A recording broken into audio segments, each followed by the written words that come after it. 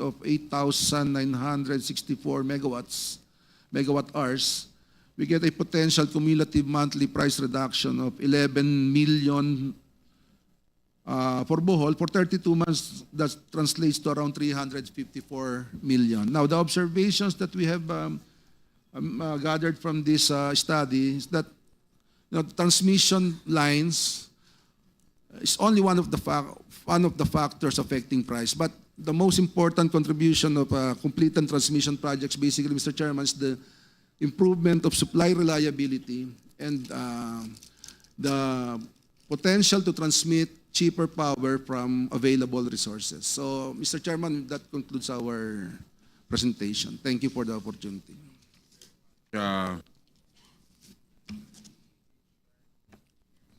Yes, Mr. Chairman. Thank you very much for your brief presentation.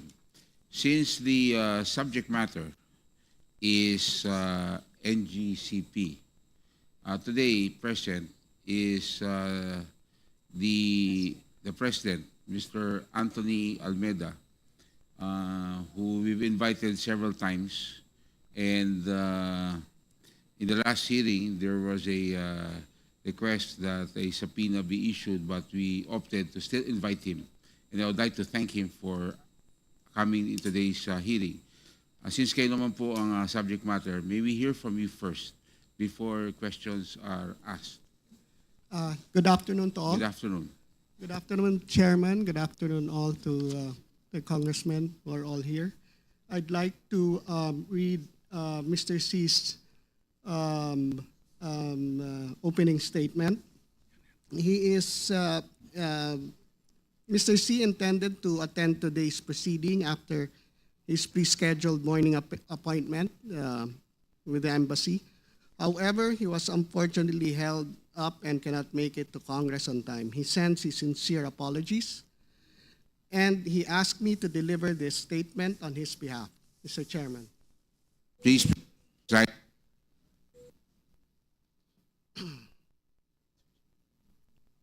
NGCP is a Filipino corporation, and we run the company as Filipinos. We bought the transmission business from the government in 2007 in an open public bidding at the cost of almost $4 billion. We did this in good faith and in accordance with the PIRA law passed by Congress. This was not a negotiated bid, but was a solicited contract subjected to public bidding. We followed the law, we followed the contract you gave us to sign, we followed the regulator.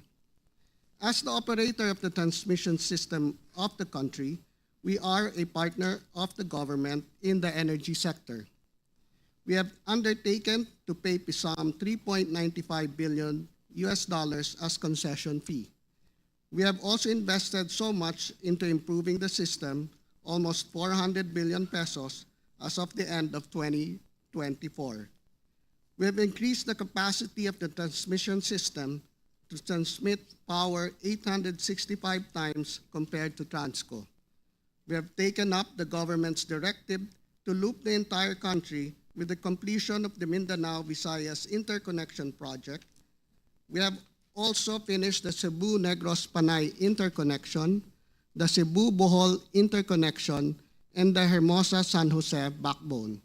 We are not in breach of our franchise, our concession agreement, and the Philippine Grid Code. The price the consumer pays for the transmission services have gone down significantly since Transco ran it in 2008. Our portion of the bill is only 3%, but we find the other 97% has not been subjected to the same scrutiny. On our projects and alleged delays, if there's any delay, there can be directly attributed to the delays in right-of-way procurement, the long permitting process, and most significantly, ERC's delay. We have more than 100 projects pending approval with the ERC, and these projects have waited for approval for almost 4 years on the average.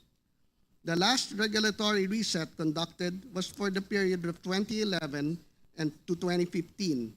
Since then, we have not been given a revenue scheme that reflects the development needs of the transmission system.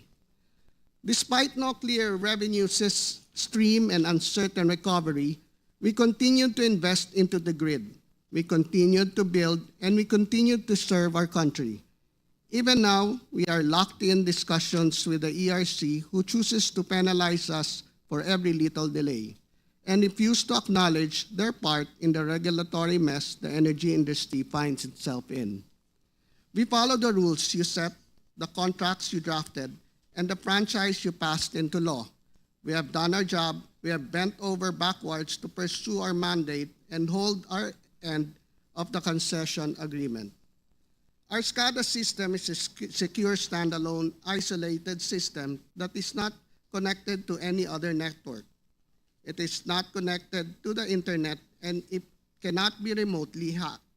It is NGCP alone, through its Filipino directors and personnel, and not the Chinese, which has the control over the system operations. The Chinese do not have control over the grid. There is no proverbial single red button that can instantly turn off the grid. There are protocols that actually prevent this. NGCP's procurement of goods and services included the updated SCADA system from NARI is through a competitive selection process as required by the ERC. The State Grid Corporation of China does not exercise control over the power grid nor over NGCP.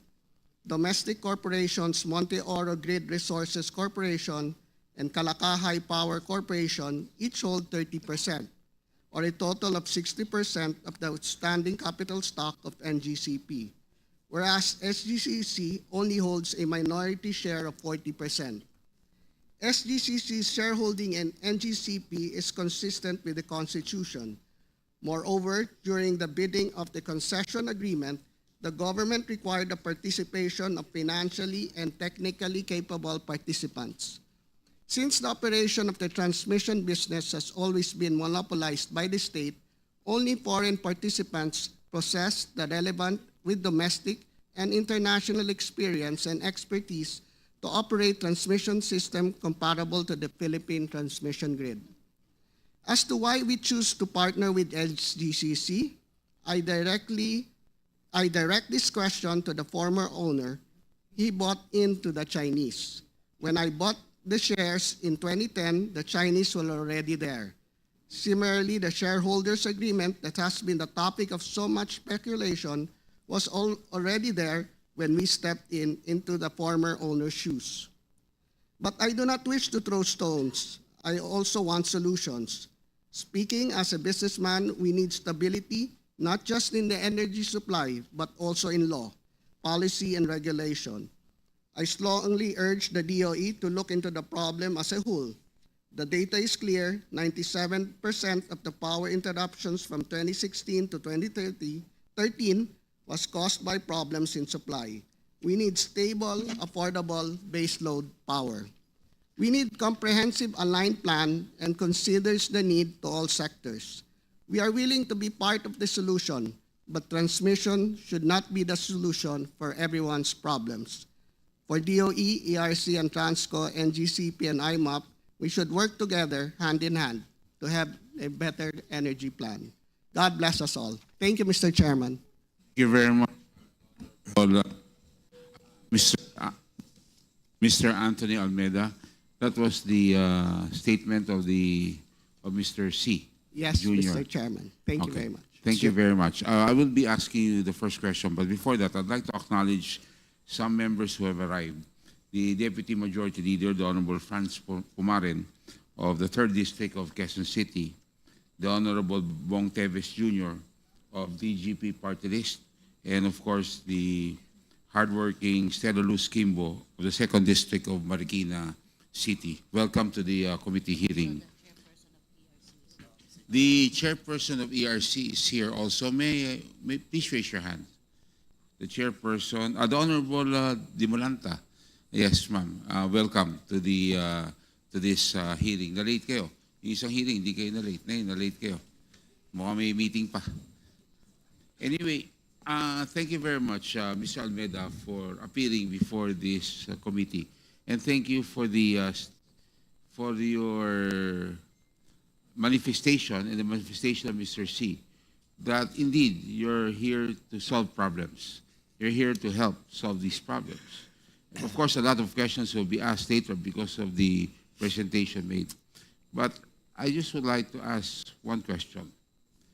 Regardless of the percentage, because you claim it's 3%, in last week's hearing, some members have said it was 10%, the effective because of the delay of transmission. Kasi alam po ninyo, ang GENCO, marami.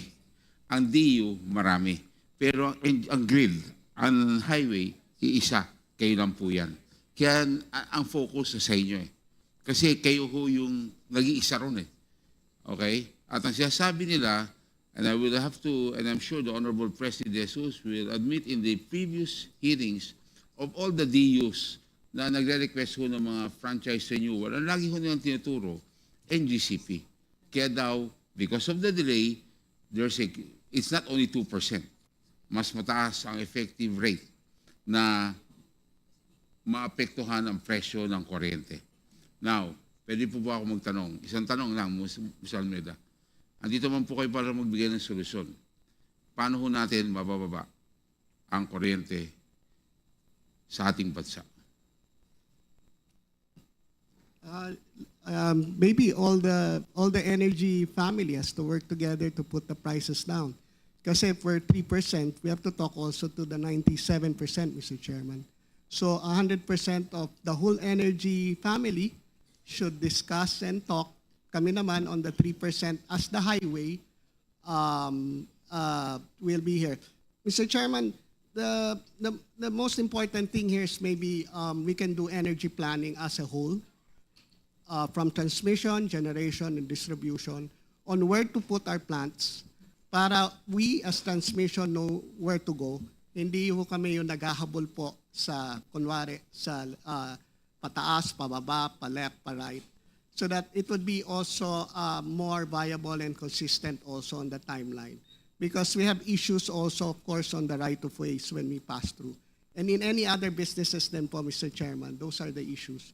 And issues on permits and everything. Although DOE has been helping us out also on our to-do list on permits. But as a whole, as an energy family, to put the price down, all the sectors has to talk together and put the 97% and the 3% has to work together and work on the price scheme on putting the price down. So, Mr. Chairman, it's a holistic plan. It's just not only as transmission. But you will have to admit that you're part of that plan. I mean, Yes, if, of course, if you don't cooperate and yes, the Mr. Chairman. delays, Yes. as presented earlier, Yes. you're only 30% compliant. Yes. You have a 70% backlog, Yes. as they presented earlier. From 250, you've only done 75. Yes, Yeah. 75. So you're like you have a backlog of around 70%. Yeah. Can I? Yeah. And yes. do you agree that this will cost an increase? Yeah. Mr. Chairman, we'd like to validate that number also, and we'd like to look the figures that was presented by Transco. Because as far as I'm concerned, there are a number of backlogs also on the approvals that we need. Remember, we're a regulated company. So we need also approvals on all those regulations also. Although, if it is a shortcomings of NGCP, I would admit it right now as the CEO here. But of course, I'd like to look at the numbers also and validate the numbers also. Mr. Chairman. Yeah, if So that's you okay. confirm that indeed the delays could also bring the prices up. I haven't worked on that. Yeah, Mr. Chair. Mr. Yeah. Chairman, may I be Yes. recognized? Yes, sir. Thank you, Mr. Chairman. Mr. Mr. Sagayo. Paul Sagayo Jr. Yes, here please. from Please, NGCP. Thank Sir you. Paul, yes. Thank you. In the interest of fair play and due process, if I may, Mr. Chairman, this is the first time that we had been seeing all the presentation materials of Transco and IMAP. May we just be given 7 days from today to consult with our consultants, and we will submit the necessary comments. And also, Mr. Chairman, I would just want to, as our president mentioned, we are part of the energy family. And as Congressman Marcoleta mentioned, we are just 3% in the total energy bill. We want to assure this body that when we took over the transmission system, transmission charges had gone down. And before I end, I would like to inform this honorable body that Transco, PISAM, and NGCP entered into a concession agreement. Under 2.01 of the concession agreement, it is clearly provided that Transco has no regulatory powers over NGCP. Just a gentle reminder. Thank you, Mr. Chairman. Thank you very much, Mr. Paul Sagayo. Mr. Chairman, Mr. Chairman, you have now the floor. You're the next sakto. interpolator. I just wanted to have Honorable Dan a... Fernandez is recognized. Sir, before we proceed with interpellation, Yes. maybe perhaps here I'd like to hear from the former president of Transco. Kasi po I understand the current Transco administration gave their point of view, but I'd also like to hear from more historical institutional Honorable Dan members. Fernandez. With the indulgence of the It's his turn, so he will have to ask that question. Kay You- former Transco... Are you yielding to the question? Ask kay... yeah, sure. Mr. Chair, So, if the question. Honorable Matibag, Attorney Matibag, please respond. This is now the time of the Honorable Dan Fernandez. I'd like to remind everyone it's 5 minutes questions. Time of the question will be 5 minutes. You can go for a second round if needed, except the answer, ha? Hindi kasama answer din, ha? So 5 minutes po tayo. The Honorable Matibag. Good afternoon. Mr. Chairman, point of order. The What Honorable are the rules of this committee in terms of, there's a representative asking a question and using the time of another representative? No, this is now, that's why I have to, I sought the permission of the Honorable Dan Fernandez. So it's now Dan Fernandez's time. So he agreed. That's also a question. Representative Yes. Fernandez yielding. Yes. Thank you. Thank you very much. The Honorable Matibag. Thank you, Attorney Mr. Matibag, I'm sorry. Thank you, Mr. Chair. And first of all, salamat po sa inyong imbitasyon at paumanhin na pangatlong beses ako naimbitahan. This is the first time that I attended this hearing. And I'm glad to be here. I'm here just a former president and now just a consumer at isa pong Pilipino. I was just listening to the report and to the statement of President Almeida and the good lawyer of NGCP. I've heard that report long time ago. That's the same things that they've been saying na magtulungan tayo, magayos tayo. But let me share my experience when I was the president for 5 years. Wala po kaming pagkakataon na nakapasok at na tingnan man lamang ang mga pasilidad ng NGCP na pag-aari ng Transco. Ngayon lamang po ako nakakita na kami yung may-ari ng bahay at gusto mong tingnan kung anong ginagawa sa bahay mo, hindi kayo pwedeng pumasok. I just like to remind everyone, pinag-uusapan natin dito, presyo, 3% ba, 10% ba, ganito yung binayaran. But more than that, this is something that should be a concern of everyone, and that is the national security and the national interest of our country. Alam niyo, nag-uusap-usap tayo, West Philippine Sea, may nakita tayong mga barko ng China na malalaki. Ito po, hindi na ito kailangan pumasok pa sapagkat nandito sila sa sistema mismo natin ng ating power grid. Nanonood po ako ng hearing ninyo, pinanood ko yung replay. Sinaga ko talagang panoorin. And I was struck by the question of the good Congressman Ace Barbers, which was followed by Congresswoman Luistro about the system, the SCADA system, which was replaced by NGCP when they assume.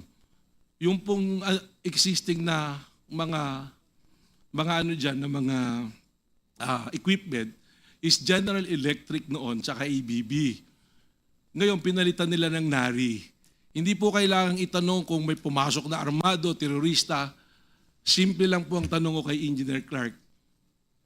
Ano ba yung NARI? Proprietary ba yan? Alam nyo ba yung source code? I will make an example para maintindihan po ng publiko. Cellphone. Lahat tayo may cellphone, di po ba? Hardware. This is Apple, iPhone. Anong software? iOS, di ba? Pag nakalimutan mo po, Mr. Chairman, yung password ng iyong cellphone, hindi ba pwede kang mag-message? Forgot password, ipapaalala sa'yo. Ibig bang sabihin, yung SCADA ba na ginather, yung mga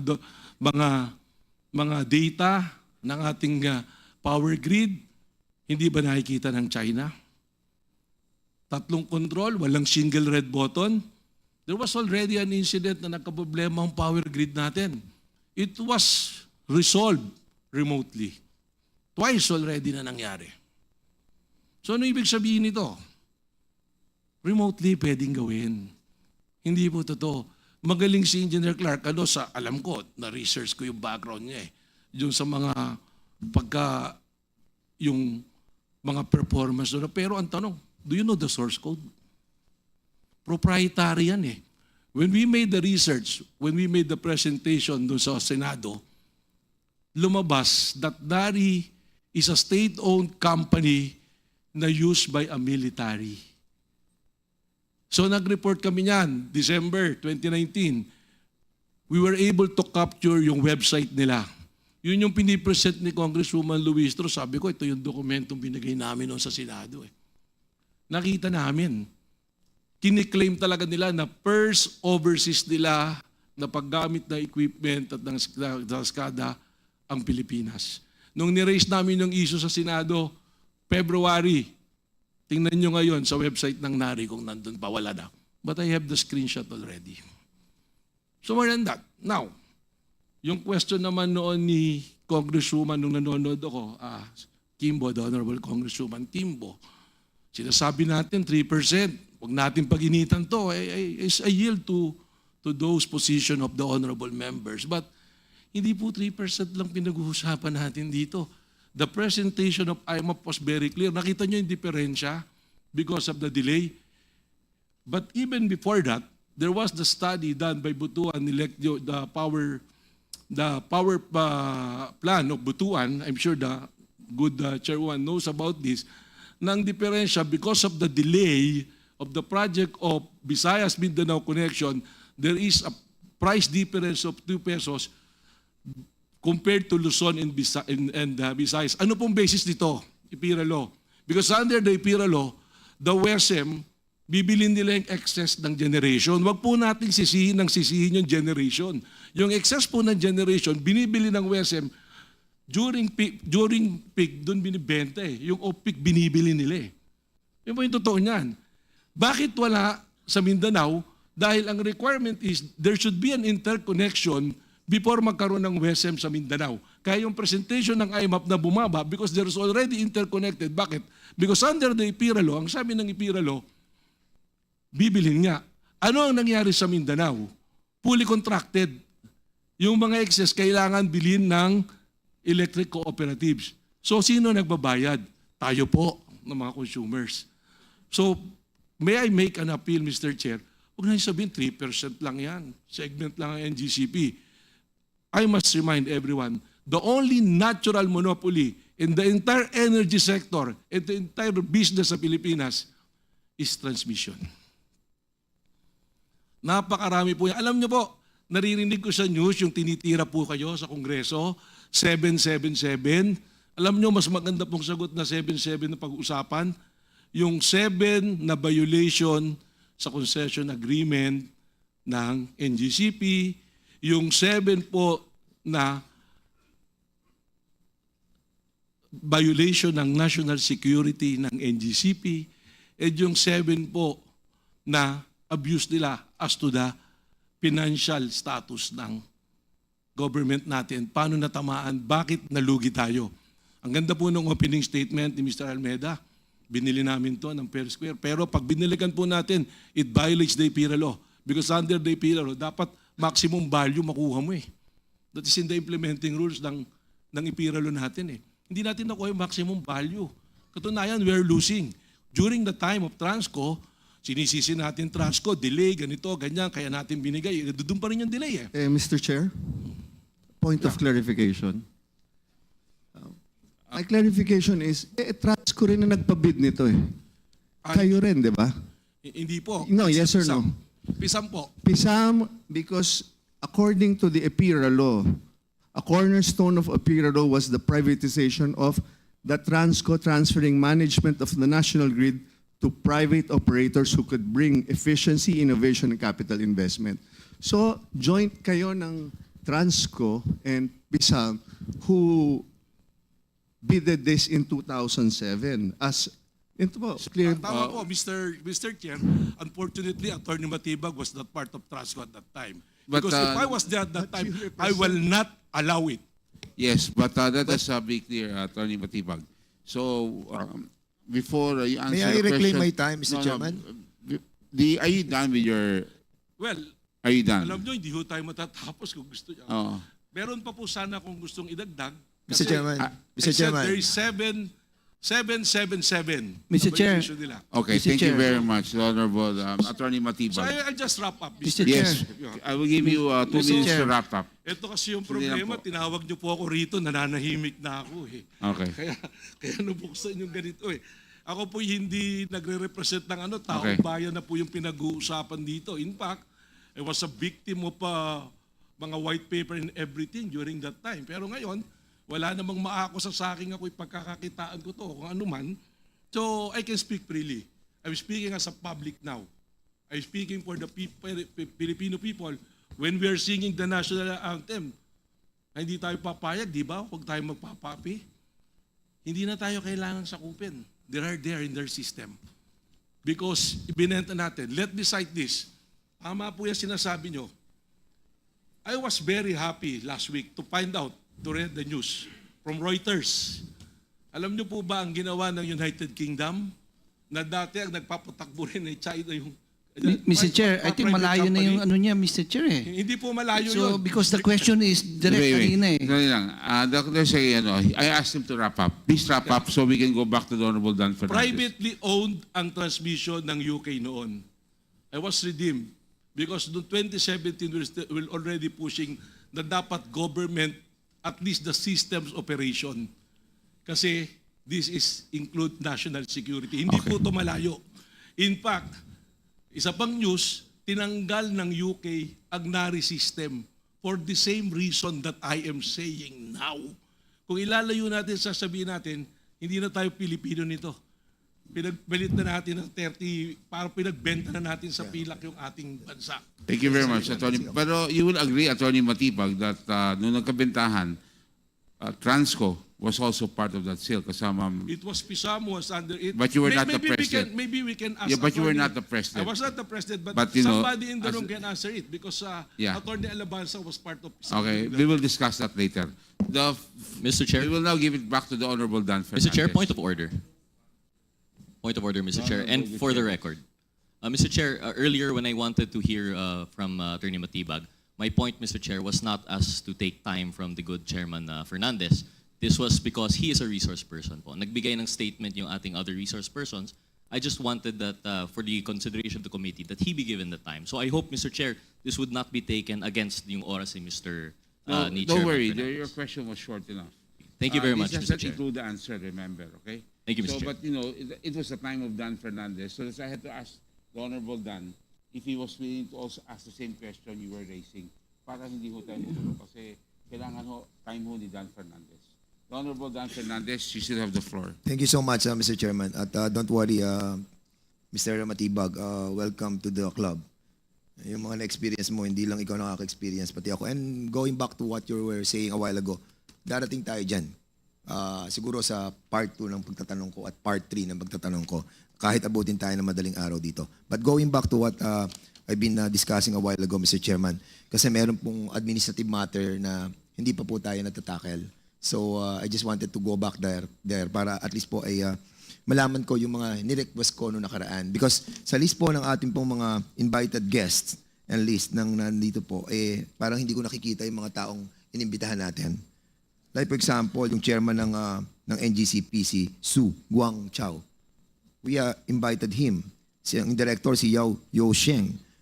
Yung director ng Wang Li Jin, si Lin Sinhua. Asan po sila? There's a letter. Yes, what's from the letter all about? Do you have a copy of the letter signed by Mr.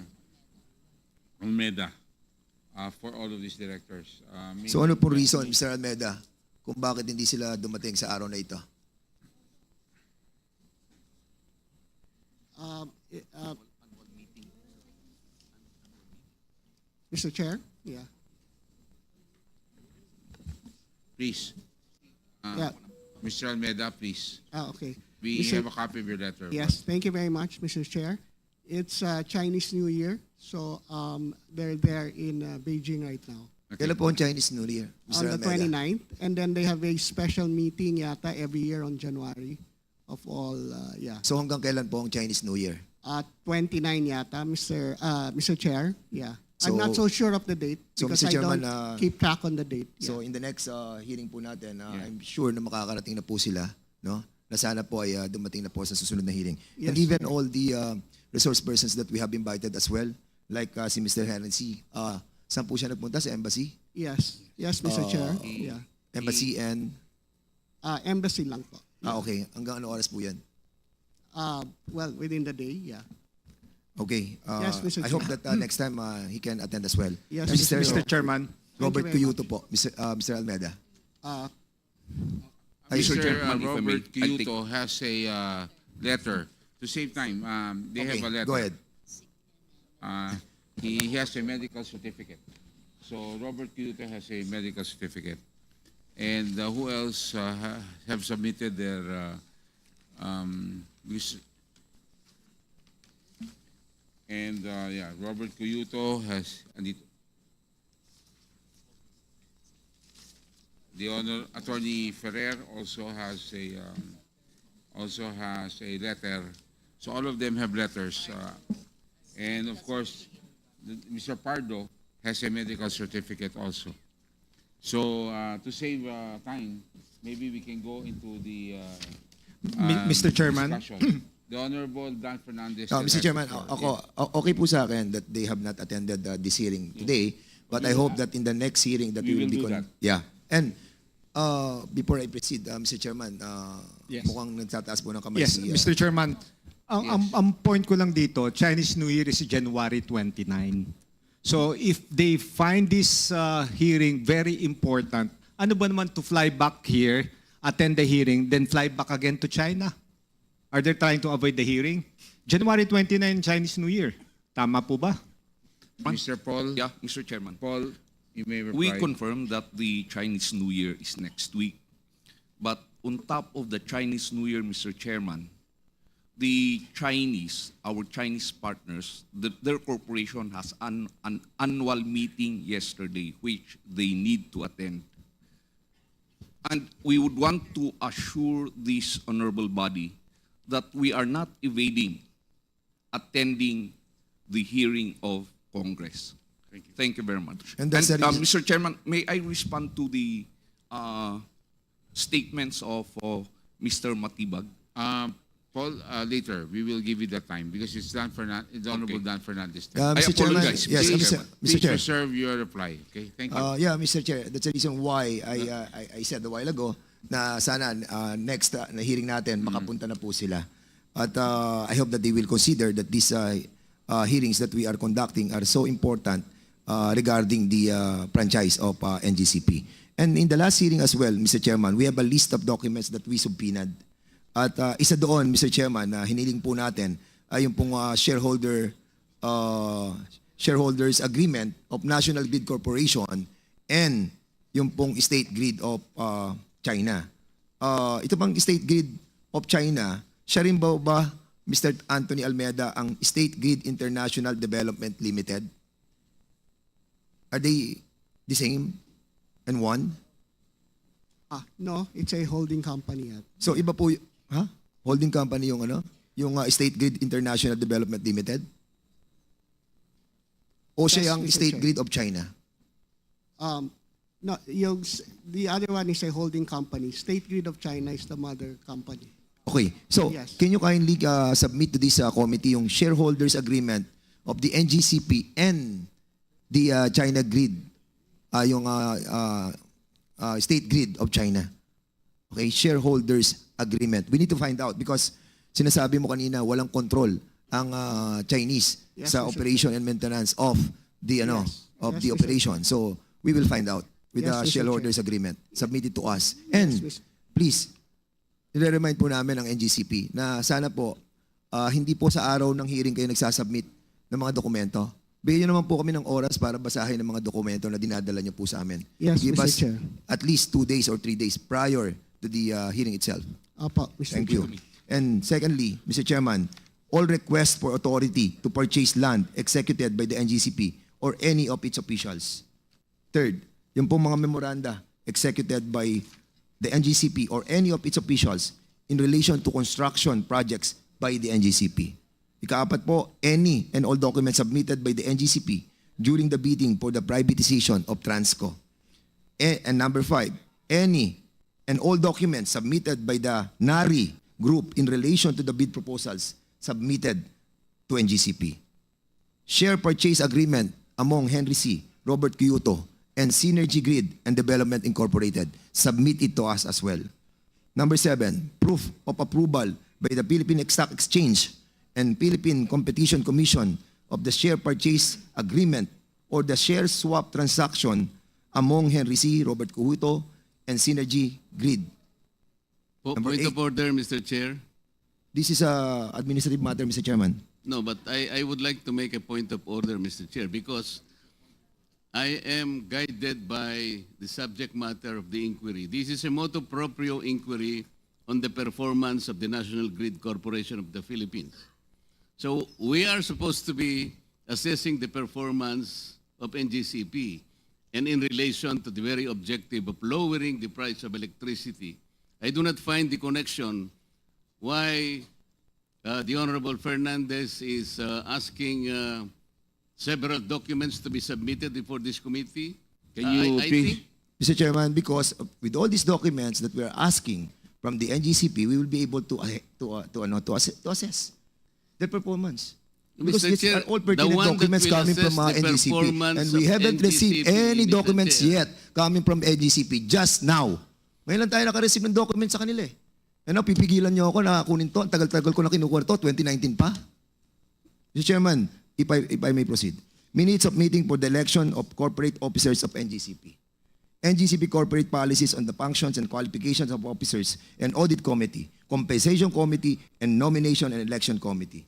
Number 10, authorization from the Department of Justice for the employment of technical personnel, list of names of nationality and all of managerial employees of NGCP, including their respective job descriptions and years of employment. Number 12, complete organizational chart of NGCP. Number 13, tripartite agreement of Transco, NGCP, DICT in relation to the National Broadband Plan. Broadband Plan. And lease agreement between NGCP and DICT in relation to the National Fiber Backbone. Now, Mr. Chairman, I will proceed. Mr. Chairman, ang tanong ko lamang po sa ERC, yung po bang last rate reset natin, 13 taon na po tayong walang rate eh. Di ba? At lagi kapag sinasabi natin rate reset, lagi na lang sinasabi natin na ang sinasabi ng NGCP, kasi ang ERC hindi sila nag-re-reset eh. It's always like that eh. Lagi ang sinisisi ng NGCP ay kayo. Bakit?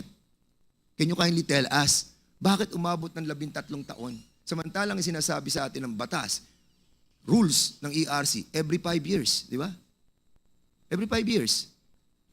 Oh, kailan ang last reset natin? Kailan? Ma'am. Mr. Chair, Isa di Malanta. Apo. Yung last na rate reset po ay para sa third regulatory period covering 2011 to 2015. So, natapos po ito bandang 2010. Pinatupad po nila ng 2011. So, 2016 to 2023. Yun po yung hirap po akong makasagot, Mr. Chair. Kasi po kung maalala po ninyo, especially the Honorable Dan Fernandez, noon pong Agosto 2022, ang bandang September po, 3 weeks into the job, noon pong nag-budget hearing po, ito na po yung siningil sa amin. So, tinanong po naman kami ng diretsahan, nagkaroon ba ng reset, sumagot din naman po kami ng diretsahan na wala. Pero in a matter of weeks, sinimulan na po namin yung trabaho, kaya po November nakapaglabas po kami ng rules, December nakapag-file po si NGCP. So, Yeah. pero yung between po nun, yun po yung hirap po akong makasagot, Mr. Chair, kasi po wala po akong personal knowledge. Yes, so tama po yung sinasabi ni NGCP na kasalanan nga ng ERC din to. Hindi po nakapag-reset po talaga yung ERC. Yun lang. Yun ang problema. Ano ang impact ng hindi kayo nakapag-reset? Wala pong naging review nung rates ni NGCP at wala din po silang opportunity na makapag-file para sa bagong rate. So ang nangyari po, tinuloy-tuloy lang yung dating rates na Okay. na naaprubahan ng ERC. The Honorable Dan At Fernandez. wala pong na-assess, wala pong na-depreciate ng mga value ng kanilang mga assets. Mr. Chairman, 13 taon at hindi ako naniniwala na ito'y kagagawan lamang ng ERC, but nevertheless, darating po tayo doon. Ngayon po, anong status ng ating pong reset? Para sa kababayan natin na nanonood at sa mga kasamahan po natin, itong pinag-uusapan po natin, ito po yung taripa. At ang pinag-uusapan po dito, okay, sinasabi yan ng NGCP at ibang members ng ating pong mga kasamahan dito that napakaliit lang ng porsyento ng transmission rate sa kabuuan na binabayad ng ating taong bayan. Pero tayo po dito ay niloloko. Ang ating pong transmission rate, tama, maliit lang, 1 peso and 19 cents per kilowatt hour. Yun po ang general na sinisingil. Pero Mr. Chairman, 13 or 10 cents lang ang difference. Malaking bagay po yan sa ating pong mga kababayan. Most especially na hindi tayo nag-compute, marami na po tayong overcollection. And this must be refunded to our Filipino people. Now, ang tanong, Mona Lisa, ano na ang status ng ating pong NGCP's rate reset? Sa reset po ng 4th regulatory period, Mr. Chair, ito po yung tapos ng period 2016 to 2022. Patapos na po kami. Ito nga pong siguro po ngayong susunod na linggo, may meeting na po kami para final evaluation na po ito. Kasi natapos na po namin yung mga public processes. Required po kami na mag-publish, humingi ng consultation sa publiko. Natapos na po namin yun. So, Okay. evaluation na po. Salamat po, ma'am. Ito po, may hawak po akong 2 dokumento. Isang draft partial initial determination. Ito, covered period of 2016 to 2020. At isang draft final determination 2016 to 2020. This was published noong September 2023 at ito naman noong August 2024. Will you confirm that you have the already signed? Lahat kayo nag-sign dito. Ikaw, Mona Lisa, si Catherine, si Commissioner Maceda, si Lumbatan, si Digal, at si Puentes. At sinasabi nyo dito sa draft partial initial determination from 2016 to 2020 was published on September 2023. Am I correct? Tama po yan, Mr. At ito naman published August 2024. Draft Tama po. final determination. I Tama just po. wanted to confirm kasi pupunta ako sa dalawang desisyon na to. Hindi naman desisyon sapagkat wala pa naman kayong final, di ba? And I just wanted to be cleared kasi medyo ako confused ako sa mga decision dito na sa mga value ng ating assets that was agreed upon by ARC. And the power of this committee is the oversight power to check na yung pong sinasabi ng EPIRA that the rate base, no, Mr. Chairman, kailangan po nakabase doon po sa tinatawag po nating methodology na ginamit po nila. Now, ang tanong ko po, dito ba sa dokumento na ito, na covered by this document, are you saying na 2016 lang to 2020 itong partial initial determination?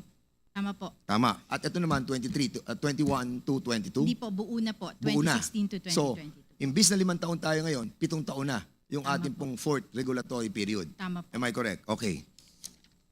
So, sinabi ninyo doon sa draft final determination which covers the 2016 to 2022, sabi mo, na-post to noong August 24 at na-post din to nung September. Dito sa discussion to, napasama yung commission and completed projects should be allowed to be recovered by NGCP. At dito sa decision nyo at dito sa draft ninyo, nakalagay din yung spent. Am I correct? Tama po ba yung sabihin na nakalagay pareho dito yung commission and useful ng mga projects? Mr. Chairman, point of order. we cannot be discussing non-final decisions and merely temporary drafts. Otherwise will be intruding into the authority of the ARC in finally determining what should be done to this particular period for reset. Mr. How Chairman, how can we be discussing drafts? Mr. Chairman. This, I would just like to ask. Oh, Mr. Chairman. Miss Di Balanta, are you agreeing to discuss here something that you have not finally decided on?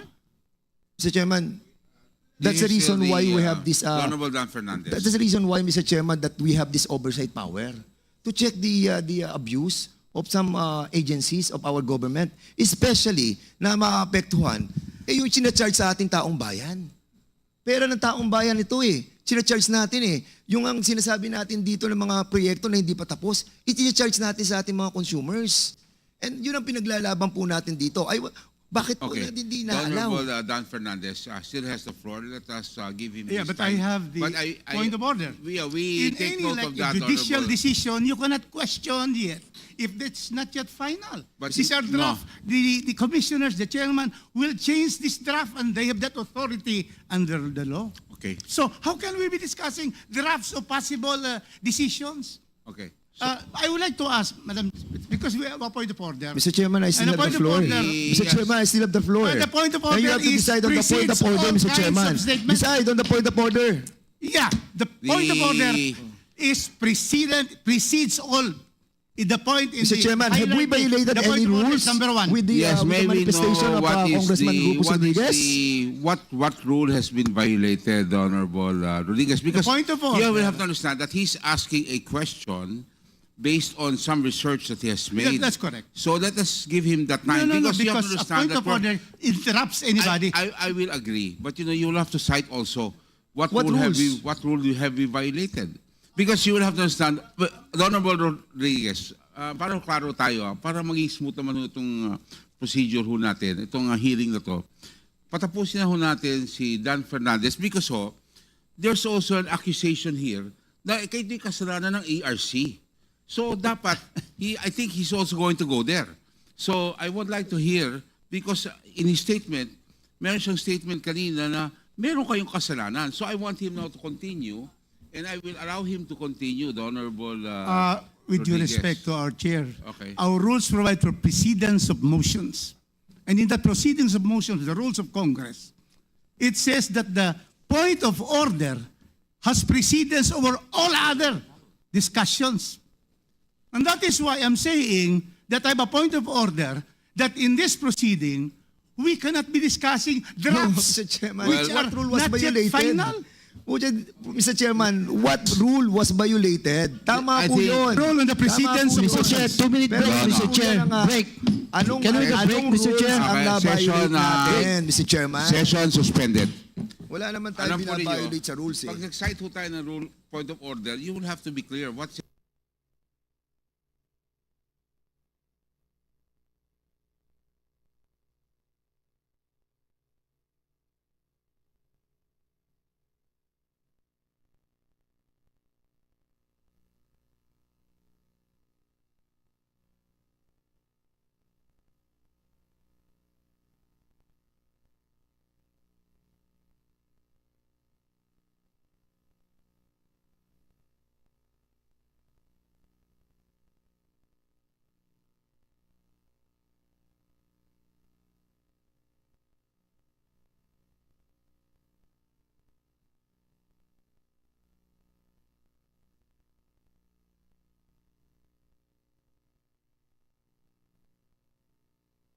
Mr. Chair, akala ko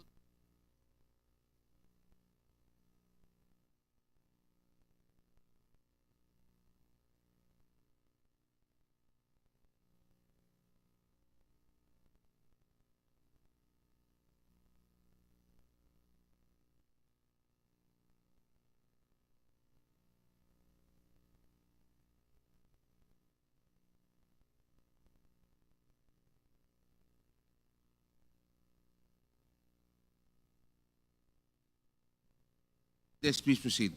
Okay, Session maraming resumed. salamat. Okay, maraming Mr. Chairman, ERC, Mona, ito pong inaaral ninyo, yung pong mga bagay na pinag-aaralan para alam mo, kailangan po natin maintindihan lahat ito. And I don't know why other members of this committee is trying to prevent me to explain the details in layman's term. Ngayon, ang ating pong Mona, so, sa pagbibigay ng tamang taripa na ikakarga sa taong bayan, ano ang mga kino-consider dito?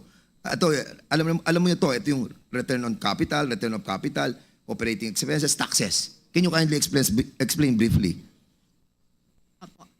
Mr. Chair, with your indulgence, yun pong sistema po or programa ng rate setting sa ating regulated entities, NGCP at distribution utilities, yung tinatawag na building block approach. So meron po tayo mga building blocks katulad nga po ng nabanggit ninyo na CAPEX and then yung return on capital or return on the total CAPEX including the opening asset base, the return of capital, ito na yung mga kasama yung WACC, depreciation, at yung mga operating expenses or OPEX, mga O&M expenses po, at taxes po, kung allowed po sila under the rules. Okay, in other words, Mona, para mapabilis tayo, itong tinatawag natin regulatory asset base, itong RAB, ang sinasabi natin, ito yung pinaka-asset natin, di ba? Pinaka-asset ng transmission. Tama? Tama po. Tapos kailangan natin dito yung CAPEX, kung magkano yung Ginastos yung po. gagastusin para doon sa proyekto. Now, kapag mataas ang lahat ng ito, mataas ang singil ng kuryente. Kasi yun po yung base po, multiply. Correct. Multiply mo dun sa At ang sinasabi po ng batas, kailangan just and reasonable na ibibigay sa rate para sa ating mga kababayan. Am I correct? Tama naman po. Okay, question. Puntahan natin yung opening RAB. Kasi sa 2015, okay, ano ba yung opening RAB? Ito yung sinasabi natin na ano yung total asset nung 2015 ng transmission. Di ba? May opening RAB tayo dyan tinatawag May closing. Closing na yun, tapos na yun 2011 to 2015, tapos na yung third regulatory period. Pupunta na tayo sa fourth regulatory period. At ang sabi, yung closing RAB o yung closing na asset na to, pupunta ngayon, moving forward, doon sa 2016, sa fourth regulatory period. Ang tanong, sa draft partial initial determination dito at sa draft final determination, dahil sa tinatawag na roll forward methodology na ginamit ng ERC, mahalaga na malaman. Di ba? Malaman natin ang tamang halaga ng assets ng NGCP na dapat mag-roll forward dun sa fourth regulatory period. Nagsagawa ba ang mga experts na kinuha ng NGCP para malaman ang halaga na dapat may roll forward doon sa closing RAB papunta sa opening RAB ng fourth regulatory period? May mga expert pong kinuha ang ERC para po Sino po? mag-validate Sino dito. po? Sandali. Andito po ba inimbitahan natin yes. ang You have one more question, the Honorable Fernandez. Then we will have to move, then you will have to go for a second round. One more question. Proceed. Are you done with your answer? Mr. Chair, sagutin ko lang po kung sino po yung Yes. consultant. NCL Consulting po. Nandiyan Yes. po sila. NCL, okay. One more question, the Honorable Dan. Okay. Ang Royal Asia, Appraisal Corporation, andito po kayo. Magkano binayad sa inyo para tayo po ay mag-appraise ng lahat ng total asset, yung regulatory asset base ng ating NGCP?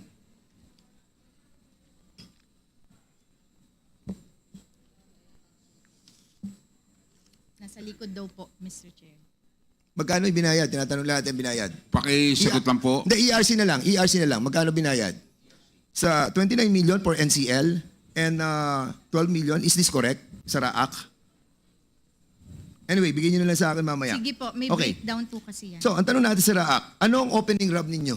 So, ano yung asset na natapos natin sa third regulatory period, moving forward sa 2016, anong opening RAB natin? Last question, please reply. Yes.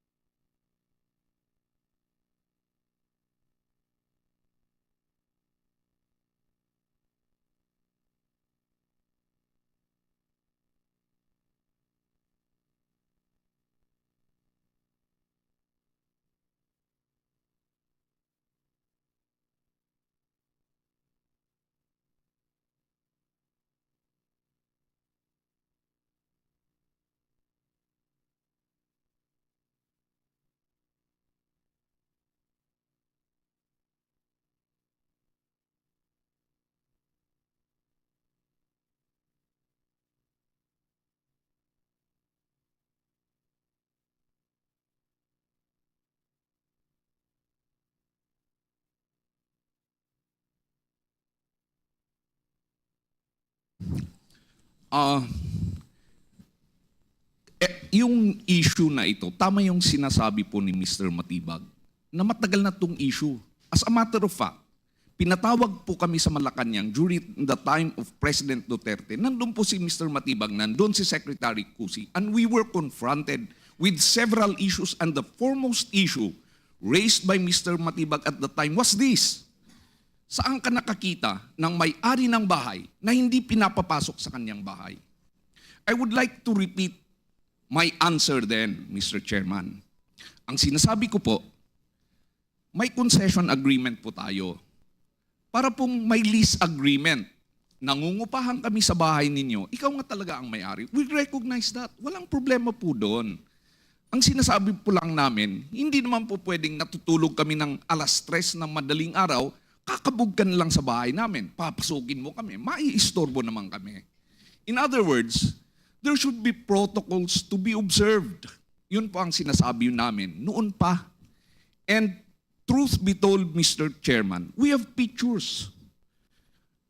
Attorney Mutia here, Attorney Alabanza, have in her possession pictures that will show that we allowed Transco, we allowed DOE, we allowed NICA to enter and to inspect not only our buildings and facilities. I would like to go to the issue raised on the case na final namin against Transco. Yes, correct. We filed a case against Transco. Ganito po kasi yung nangyari dyan, Mr. Chairman. Meron kaming substation sa Pangasinan. Biglang may nag-aakyat sa mga bakod namin mga tao. Siyempre, huhuliin na ng gwardiya namin yon. It is our obligation as the concessionaire to protect the transmission facilities, and that is why we filed a case for trespassing against these individuals. And we later found out, Mr. Chairman, that they are employees of Transco. Now, Mr. Chairman, can we present the pictures that will show that indeed we allowed Transco, we allowed DOE to visit our facilities? Thank you, Mr. Chairman. Can we see the slides kung ano yun, yung papakita nila? Rani, okay, he still has the floor. The Honorable President, please. Yeah, before I proceed to my next question, can we see the slides? Kung There are totoo, slides that, are you ready to present the pictures? or later, while they preparing, I proceed to Okay, my so- next Mr. question. Chair, I Please have a proceed to your link. next question. I can They're send preparing it to it, Mr. Chair. COMSEC. Please present. The link po, I can send the link. You will send, okay, please coordinate with the staff now. Yes, sir. Just Okay, coordinate, the Honorable thank you. President Jesus, Thank you. go ahead. Again, the last time the hearing that we had, Mr. Chair, lagi natin pinag-usapan about the Chinese na may one push, may button sa China na once na pinindot yun, magba-brown out. So I would like to ask NGCP, totoo ba yun na may one button na basag pinres mo, black out ang buong Pilipinas? Maraming nanonood sa atin kasi natatakot sila rito. So gusto natin for the record, totoo ba yun na isang pindot lang magba-black out ang buong Pilipinas? Yung parang bang sa Mission Impossible movie, parang ganun. Totoo ba yun? Mr. Chair, wala pong ganun sa NGCP na... Mr. Chairman, he's our Chief Technical Officer, Mr. Chairman, a Filipino citizen, Chief Technical Engineer Officer. Rico Vega. Rico, Pilipino ka? are you in the position to answer that? Okay. Yes, Mr. Chair, I'm the OIC Chief Technical Officer of Okay, NGCP. please, go ahead. Yes, sir. That has been a concern, correct? Yes, sir. I confirm that there is no push button anywhere that can block out the whole grid of the Philippines. So sinasabi... But I just would like to, I think the question is based on, are you 100%? Because you did not make that. The National Grid did not make that software and did not make that. We're talking of button, we're talking of anything, but so they're able to tamper with our Yes, supply sir. of electricity, As we transmission of have electricity. reported, Mr. Chair, our SCADA is not connected to the internet, can be accessed. Yeah.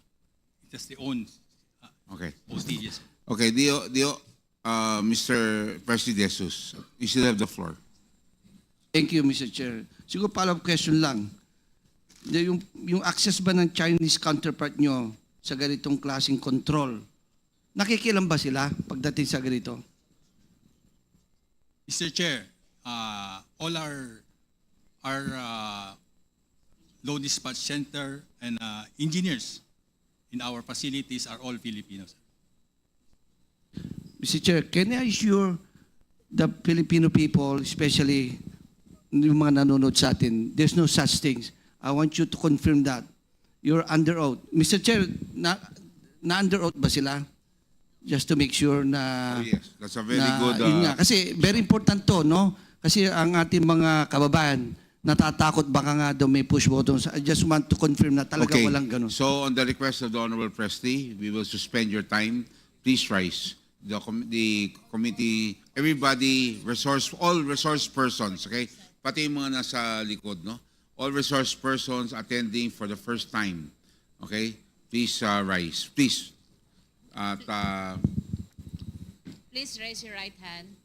Do you swear to tell the truth, the whole truth, and nothing but the truth before these congressional inquiries to help you God? thank you. Please take your seats. Okay, the Honorable Presley Jesus. Thank you, Mr. Chair. So, kasi, you know, we work in the energy sector for the last 15 years. So, hindi madali magpatay o mag-shut off ng kuryente. Can you explain yung procedure kung paano sinashut down ang buong grid? Yan ba isang pindot lang dito sa Pilipinas o iba sa Luzon, iba sa Visayas, iba Mindanao o iba bayan? Kasi meron tayong mga substation tender na sila lang ang ano. Can you explain that if you have a presentation? Para once and for all maintindihan ng ating kababayan. Ano ba kasi natatakot sila sa one button na yan na sinasabi nila. Please explain. Mr. Chairman, may I Please. Sorry, I'm sorry. Yeah, Are you a technical person? I'm not. I just want to raise a point, Mr. Chairman. Can you Because respond to the question? Yes, Please. Mr. Chairman, we have protocols, but I would like to assure this honorable body that we can divulge everything about our protocols, but these are very, very sensitive issues and they involve national security. May we request, Mr. Chairman, if we will be compelled to do that, we request for an executive session. Thank you. Thank you, Mr. Chairman. Okay, thank you very much. And last point, Mr. Chairman, on China being able to put off the whole grid, Mr. Chairman, that's fake news. Okay. Thank you very much, Mr. Paul Sagayo. Don Presley, you still have, Honorable Presley. you still Yeah, have the so floor. again, so hindi totoo yun. So at least just to make it clear. Okay. Okay. Attorney there- Paul, maybe Attorney Paul will confirm. Hindi totoo yun. Yes. Absolutely a lie, Mr. Chairman. Thank you very much. Thank you, Mr. Chairman. My next question, who determines, who evaluates, and who approves the type of technical equipment placed in the control centers? Who is authorized to handle the control? Mr. Chairman, again, the same answer, that all of these things will be covered. We can make, in a presentation that we can make, provided that it is on executive session. Thank you, Mr. Chairman. Thank you. Again, my next question, have you opened these control centers to a cybersecurity or any security vulnerability audit? Who's going to reply? Who's going to reply? Paul, are you replying? Mutia. Or Mr. Chairman, Rico Vega? Or Yes, Mr. Chair. We have a third party to audit our system, and in fact, we have been audited by ERC, NICA, and NSC, and we do our regular audit, third party. And Mr. Chairman, this has been raised a long, long time ago. That is why NICA and NGCP entered into a memorandum of agreement. And again, pursuant to that agreement, we allowed NICA to stay, to hold office in NGCP, and they are there. A lot of times, NICA, our intelligence communities had been visiting not only our facilities in Quezon City, but all over the Philippines. General Esperon, at the time that he was an advisor of the Security Council of the previous administration, they were allowed to visit all our facilities. Thank you, Mr. Chairman. Thank you, Mr. Chair. Again, The Honorable, you still have the floor. yes, thank you very much, Mr. Chair. Again, can you brief us further on the NARI, yung NARI, and why it was the chosen SCADA? Mr. Chairman, can we ask Engineer Clark Agustin to answer the question?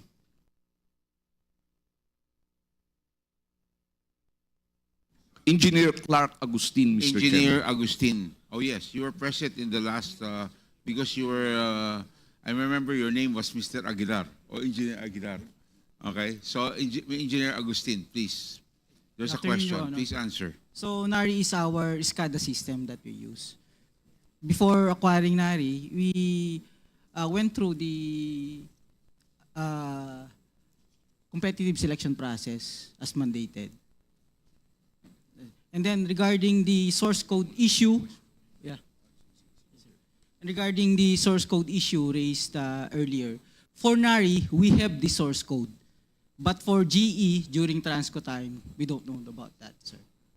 But for Is your NARI, we have it. answer, Yeah, thank you. Thank you very you much, still have Mr. the Chair. time. Yeah, I still have time and I still have more questions, Please Mr. proceed. Chair. Thank you. Next question, have you partnered with the AFP or PNP or any government security agency to ramp up security of critical transmission facilities? Yes, Mr. Chairman, as I've said, we have a memorandum of agreement with NICA. We have agreements with the Armed Forces of the Philippines with respect to the protection of our facilities and related documents. We can submit all of this if required. Thank you, Mr. Chairman. And Mr. Chair, no, before Yes. I move back to Transco and ARC, siguro my last question, do you pay taxes religiously? Mr. Chairman, the Proceed. question has been answered by the BIR the last time. We have no tax liabilities at the moment. Thank you, Mr. Chairman. Again, to Transco, no? Kanina, with your presentation, so all the delays, is that solely liable ba dyan ang NGCP? Kasi karamihan, nailagay nyo, if you look at your presentation, you're blaming NGCP alone. Kasi wala sa explanation kung ano mga reason. Can you explain ano ba ng causes ng delay? Mr. Chair, please proceed. firstly, just to clarify, we lifted the information from the partial final determination of the ERC. We properly put the source in our presentation, so that was lifted from the final determination. Now we have also, we monitor what the NGCP submits as its, what we call in the industry as TPSR, or the Transmission Project Status Report. And for Transco, we compare the same to the expected time of completion, or the estimated time of completion under the ERC approvals, Mr. Chair. NGCP, do you agree to what he said?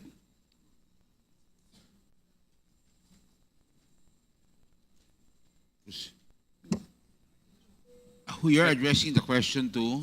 To NGCP, if they agree to what Transco said a while ago. Attorney, Paul? Yeah. Is it, who's going to reply? Is it Attorney? Attorney Mutia will reply, but can you please repeat again? Can you please repeat what you've just stated? Mr. Chair. Can you please repeat that? Yes, firstly, we put the source or the reference in our presentation, and our presentation says that we lifted from the partial final determination. No, initial is the earlier one, but we lifted from the partial final determination. And then also, at the same time, Transco conducts its monitoring based on the submitted TPSR, or that's the Transmission Project Status Report of NGCP. And we have comparison as well with the ETC, or the estimated time of completion, based on the approvals of ERC, Mr. Chair. Mr. Chairman, I will answer that. We have already submitted with the ERC our answers, our explanations to all of these issues on delayed projects. I would like to, well, there is a principle which we call the principle of sub judice, that anything that is the subject of a litigation cannot be discussed openly. Well, anyway, we have already submitted that with the ERC. Mr. Chairman, as a follow-up to what the Honorable Congressman Rufus Rodriguez mentioned earlier, as the regulated entity, I would like to raise concern also about the proceedings that we're having now, with all due respect, because under the IPIRA, particularly Section 38, it is clearly provided that there is hereby created an independent, and again, I'd like to repeat that, an independent energy regulatory commission, a quasi-judicial body. As of now, this is the first time that I've been hearing internal discussions of ERC from the chairman herself. I believe that these things are matters which are now being deliberated upon by the ERC. What is the objective of the hearing? Is it intended to influence the ERC? Mr. Chairman, as the regulated entity, I am very, very much alarmed. Because if that is the case, we might just as well abolish ERC. Just a point of clarification, a statement that I would like to make as the regulated entity. Mr. Chairman. Thank you, Mr. Chairman. Opinion Mr. Chairman, is, I think well, I still have time, Mr. Chairman. The opinion is respected, but we will have to understand that this is the oversight function of the committee, considering that you are a franchisee, and ERC is even the creation of Congress. So if there's any problem with ERC, then their department should be studied also. I understand. So thank you very much. Thank you. So let's be clear. Yes, Mr. Chairman Di Malanta. Yes, Mr. Chair, just for the record, because there were certain statements attributed as if I made them, but there were no internal discussions that I have discussed. All that I have discussed were contained in the published drafts posted by the ERC precisely for public consultation. So I just wanted to put that on record, Mr. Chair. No, Mr. So Chairman. you're saying that everything that's been discussed here has been publicly posted? Yes, For Mr. because Chair. because of the consultations, public Process, consultations yes. that you have to do. As a matter there's of fact, Mr. secret Chairman. as far as this, the honorable. Mr. Chairman, Well, before- thank you, Mr. Chairman. I listened to the discussions during the last hearing. There were discussions about 3-2 votes on as spent, as commissioned. I think I didn't find that in the. It's published, Mr. Chair. Mr. Chairman. That is published, Mr. Chairman. Attorney information. Segayo. So Point that of is also information, Mr. Chairman. everything that's Thank you. discussed here has been published, and they will attest to that. Please furnish NGCP a copy. This is still the time. Thank you. I I'm would sorry. suggest that the questions has to be asked by Presti De Jesus. Okay, if you have any questions, please call it to him, and he will ask the questions. Attorney, Thank you. Congressman Thank you. Presti, Still have time. I think I had you still 10 more have, questions. one more question. Please proceed. I would like to know how many minutes I have. Oh, one You and a have half. So 1.5 I'm allowed minutes. 10 more questions, Mr. Okay. Chair. 1.5 To minutes. Transco. So how many pending right-of-way? May mga cases pa kayong pending sa inyo na right-of-way? Mr. Chair, yes, that's correct. So, Pero these are for the right-of-way cases being handled by Transco pertain to assets that are already operating and operating at the time that we transferred the concession to NGCP. as far as the NGCP, yung panahon nyo, nung kayo pa nagpapatakbo ng transmission line natin, meron pa rin hanggang yun pending. Ongoing, Mr. Chair. So how many years is that? Some even go beyond the existence of Transco because these are NPC-related projects. Yeah, even though Mr. it Chair. is still a government entities, either Yes, Mr. Transco, Chair. NPC, same banana. My That's question is, how took it so, bakit masyado matagal? What took it so long na hanggang ngayon pending pa rin? If you being a government entity, hindi nyo nagagawa kagad in time, how much more ang private o ang concessionaire nyo, NGCP, Eh, gobyerno na tayo eh, kayo eh. Mr. Chair, at the time, these were projects of the government then, and they were building really the power or the network, the grid. This was way back 70s, 80s. Currently, I will not be able to have any say on what happened before, but it's actually when the concession was with NGCP was prepared or the bid was set out, the right-of-way portion was really left for the government to settle. So NGCP started fresh with their own projects, with their own right-of-way management, Mr. Chair. So how many cases pending pa ngayon? In terms of pending cases, right now, Mr. Chair, I don't have the number, but we can submit. But if there are no claims for Transco to settle these, we are not able to do this for all the entire Philippines because these are all done projects.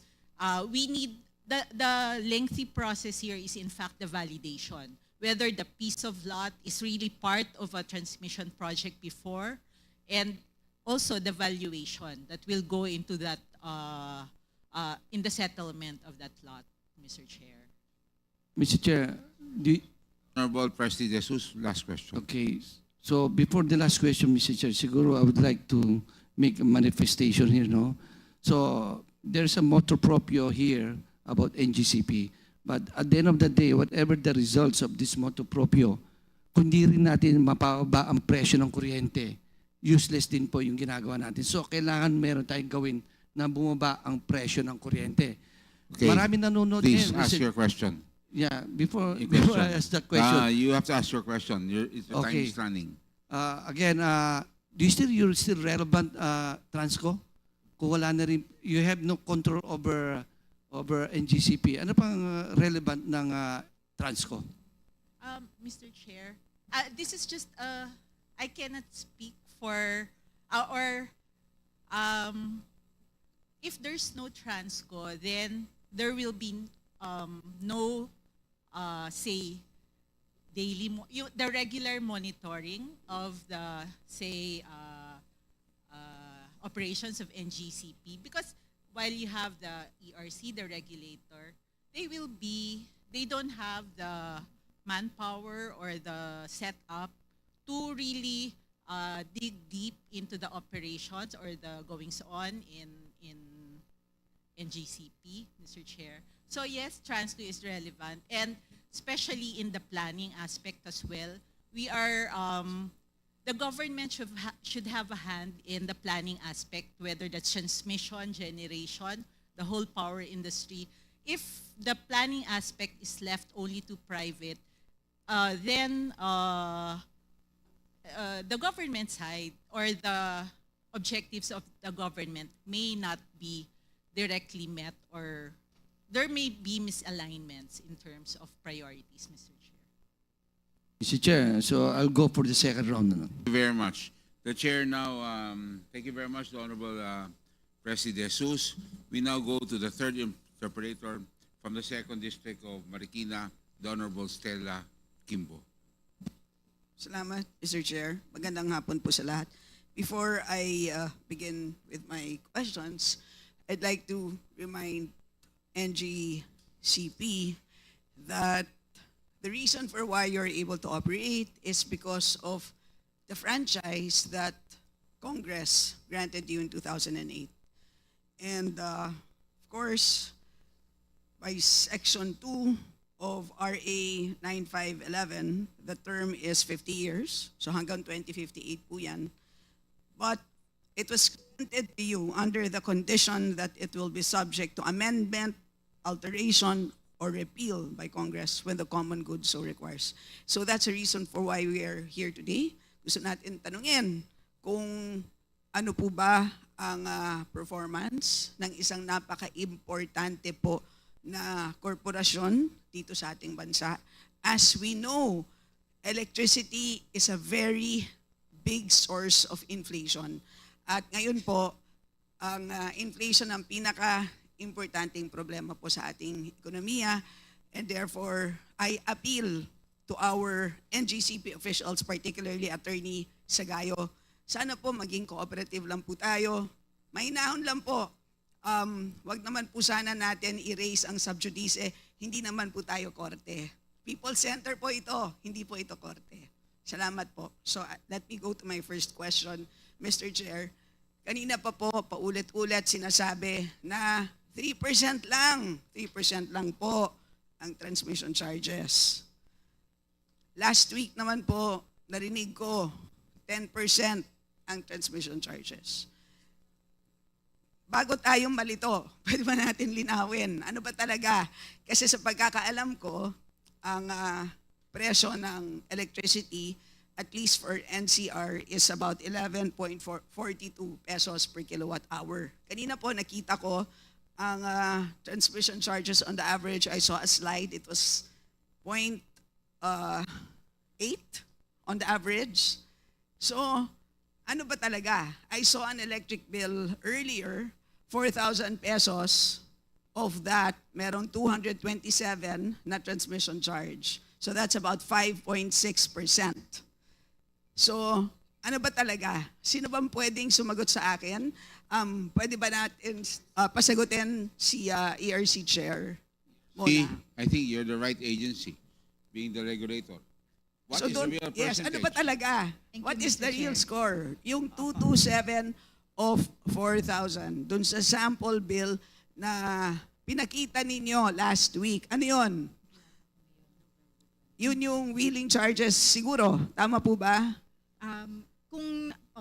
Baka po ang sinasabi po binabanggit po ng NGCP na 3% refers to wheeling charges only. So kabuuan po, pag po tinignan natin yung bill, yung linya na transmission charges, meron pong kasama dong ancillary services na hindi naman po, to be fair to NGCP, hindi po sa kanila napupunta. Sa Genco po yun or sa market po yun napupunta. Meron din po silang system operator charge, yun po sa kanila po napupunta. Yung wheeling po, yun po yung regular na rates na delivery rates po kasi yun. Yun po yun. Pag binuo po yun, siguro po yun yung umaabot ng 10% on the average. Pero sa mismong siguro po mahirap kasi pag porsyento yung pinag-uusapan. Sa mismong customer bulletin ng NGCP ng November 2024, for example po, nakalagay po doon sa kanilang website, nakapublish naman po yung kanilang mga customer bulletin, kabuuan po na napunta sa kinolekta ng NGCP ay mga sa kabuuang 1 peso, for example, average na po sa Pilipinas, 1.19. 0.45 po doon, 45 centavos, yung wheeling charge. So, tapos po, 56 or 57 centavos yung ancillary service charge. Yun po yung dalawang malaking porsyento or bahagi ng 1.20, 1 peso and 20 centavos. Yung iba pong maliliit na SO charge na po yun, metering service charge, CCR, STC yung connection charge, and yung iba pa pong charges. Pero ang malaki pong porsyento, yung wheeling charge at yun pong ancillary service charge. Okay, so wheeling charge plus ancillary ano na po yun? is what percent? Parang dun sa November rates po, 1 peso na po yun. Yun pa lang, 1 peso na. Sa 1 peso na. 1.20. Okay, so tama naman, di ba, sa NCR 11.42. So talagang nasa 10%. Pag tinotal, Pag tinotal natin. So pwede natin pag-usapan ang 10%. Pag sinasabing wheeling plus ancillary. Po, yung ancillary po kasi hindi po sa kanila po yung Oh, so napupunta. ano yung Although sila po yung may obligasyon na bumili po ng ancillary. Kasi po sila nagbabalanse ng system. Okay, so hindi pumupunta sa kanila as revenues pero dumadaan sa kamay nila. Okay, pero gayon pa man, from our perspective as consumers, ang transmission burden is 10%. Kaya hindi dapat natin siya baliwalain. Yun lang naman ang punto ko. Okay, ang next point ko, alam naman po natin na ang grid ay parang siyang highway. Di po ba? So ang mga problema sa kalsada, tulad ng traffic, congestion, pareho din yan. Tama po ba? Doon sa ating grid. So kaya po tayo tila na frustrate kapag delayed ang investments. Kasi ibig sabihin nun, hindi natin nakokonekta ang mga kalsada. Ibig sabihin, yung kumbaga sa kotse, imbis na natutuloy-tuloy niya ang kanyang pagtakbo, nahihinto. Tama? O di kaya, sobrang daming kotse, kaya tuloy mabagal. Tama po. So yun dapat puntahan na power sa isang lugar.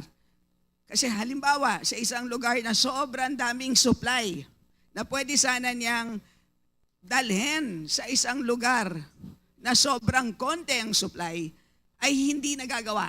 Tama po. Magsa-stop go, and therefore, dahil sa kakulangan ng transmission infrastructure, naapektuhan ang generation cost. Tama po. So in other words, kahit sabihin natin na, nako, mas malaki ang generation cost share, which is about 51%. Tama po ba? On the average, yes. Masasabi natin na, sa totoo lang, ang dahilan kung bakit malaki yung generation cost is because kulang na kulang ang ating highway. Kulang na kulang ang ating transmission infrastructure. Is that an accurate statement, ma'am? It's a fair statement, Mr. Chair. Also, idagdag ko lang po, hindi lang po yung cost ng generation, yung pong cost ng ancillary, tumataas din po.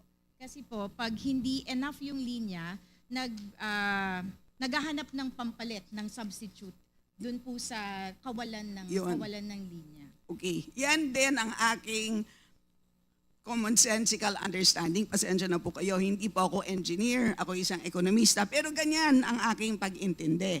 Na kahit sabihin mo directly, 10% lang yan, ay hindi po. Pagpalpak ang pag-invest ng NGCP, naaapektuhan po ang generation charges.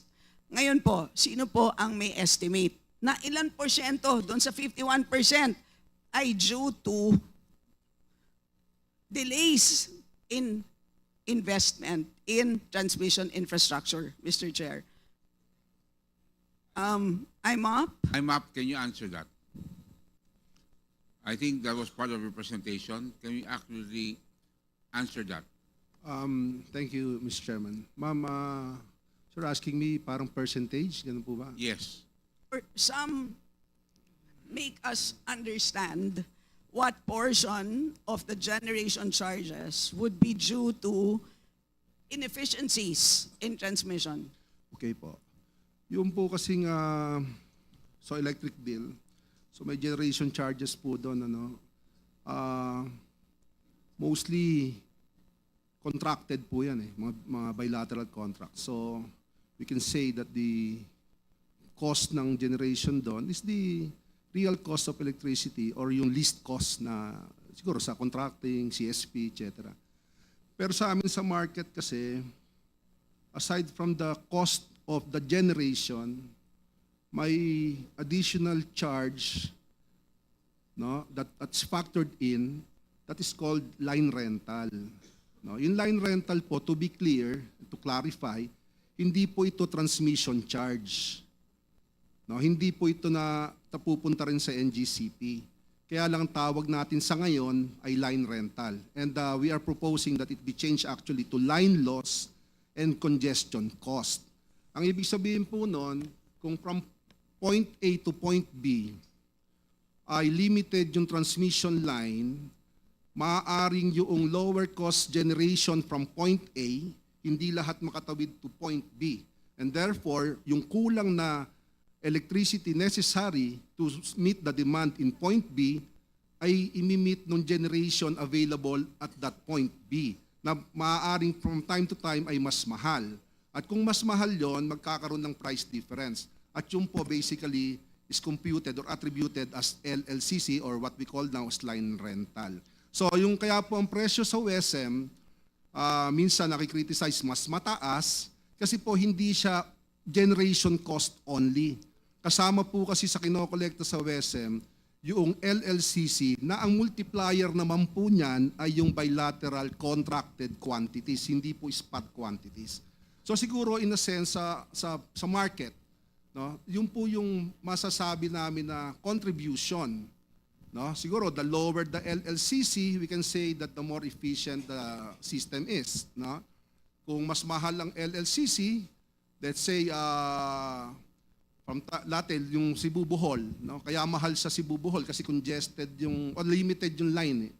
So yung pong necessary requirement ng Bohol na mi-meet ng generators from Bohol na most of the time are diesel na. Kaya mahal yung presyo ng kuryente sa Bohol. Now with the completion of the transmission prod, the second line, no, Cebu to Bohol, bumaba po yung presyo sa Bohol. So yun po yung masasabi namin na factor ng transmission in terms of prices. So, mahirap po, hindi ko po masabi ko ilang. Yes, ma'am. Yung takeaway Mr. ko, Chairman, Mr. Chair. point of clarification.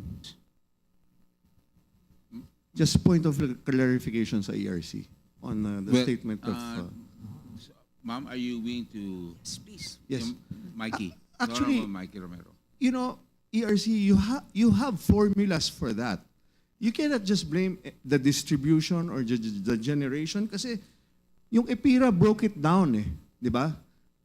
Power generation, power transmission, the supply, and the... so, broken down na to So, kahit sa bill statement natin, either Meralco or any electric co-op, naka-breakdown na yung expenses. So, kitang-kita mo na magkano yung transmission. Number 2, no? ERC, if you can confirm. Ma'am, sorry. Sa cost ng generation, naka-breakdown din kayo on the coal, bunker fuel, plus CRF, di ba? Plus yung return on investment. So you cannot blame anybody, no? Whether it's a problem of the distribution or generation, very, very separate itong dalawang to. ERC. Yun sa unang punto po, tama po.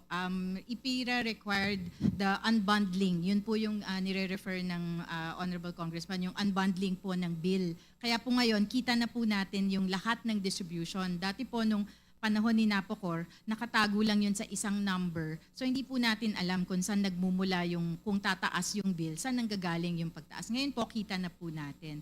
So dun po sa pangalawang punto, hindi ko po alam kung if I captured the question correctly, but yun pong sa tariff per, if you're referring po to PSAs, Power Supply Agreement, tama po, naka-breakdown din po yun pag inaprubahan ng ERC.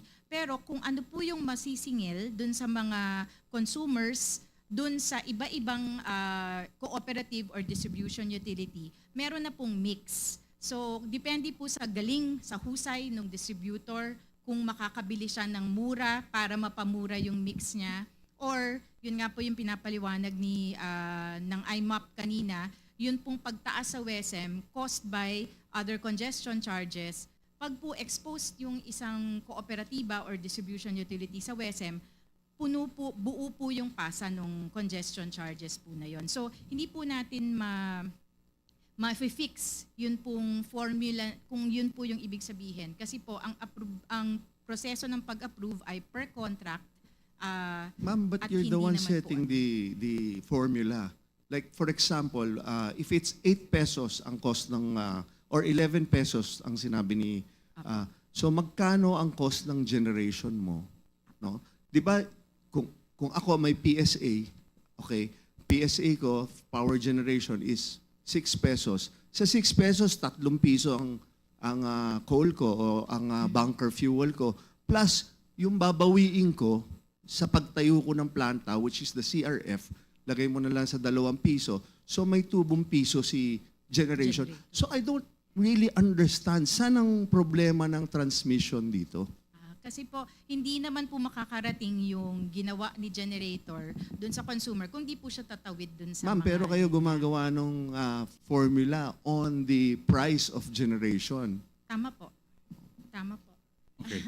Thank you. Okay. We still have the time of the Honorable Kimbo. Mr. Chair, Please, baka Honorable Kimbo. Ulyanin na ako, baka makalimutan ko yung Okay, tanong please ko. proceed kasi Huwag mo natin para hindi masira yung trend of thought. Go ahead. Pasensya na po. But it was a very simple question. Generation charges account for about 51%. But I want to know how much of that 51% can really be attributed to congestion. That's a simple question. More or less. I know you're an expert. It doesn't have to be exact science. Ballpark estimate is fine, just for purposes of discussion, sir. Sige po. Your Honor, based on the report that we submitted, so if we take, for example, yung Cebu Bohol, no, we'll take na lang po yung the lower amount. If we compare the period of September 23 to December 2023, no, yung period po na yun na target completion date to actual energization, let's say 613 ang presyo sa Bohol. Noong September 2024 to December 2024, after the energization of the new line from Cebu, the average price became 4.89. So same period po siya, period-to-period comparison. The price difference is 1 peso 24 centavos, so that's roughly around 20%. We can probably say, no, may error po yan, plus and minus. We can maybe say 20%, maybe attributable to the line limitation at the time prior to the energization of the new Cebu Bohol line. Kasi yung line loss naman po kasi parang kasama talaga siya, P6 siya eh. So yung contribution, no, yung benefit which the completed line offered, no, roughly translates to around a 20% price reduction. Siguro I can put it that way, Mr. Chairman, Madam.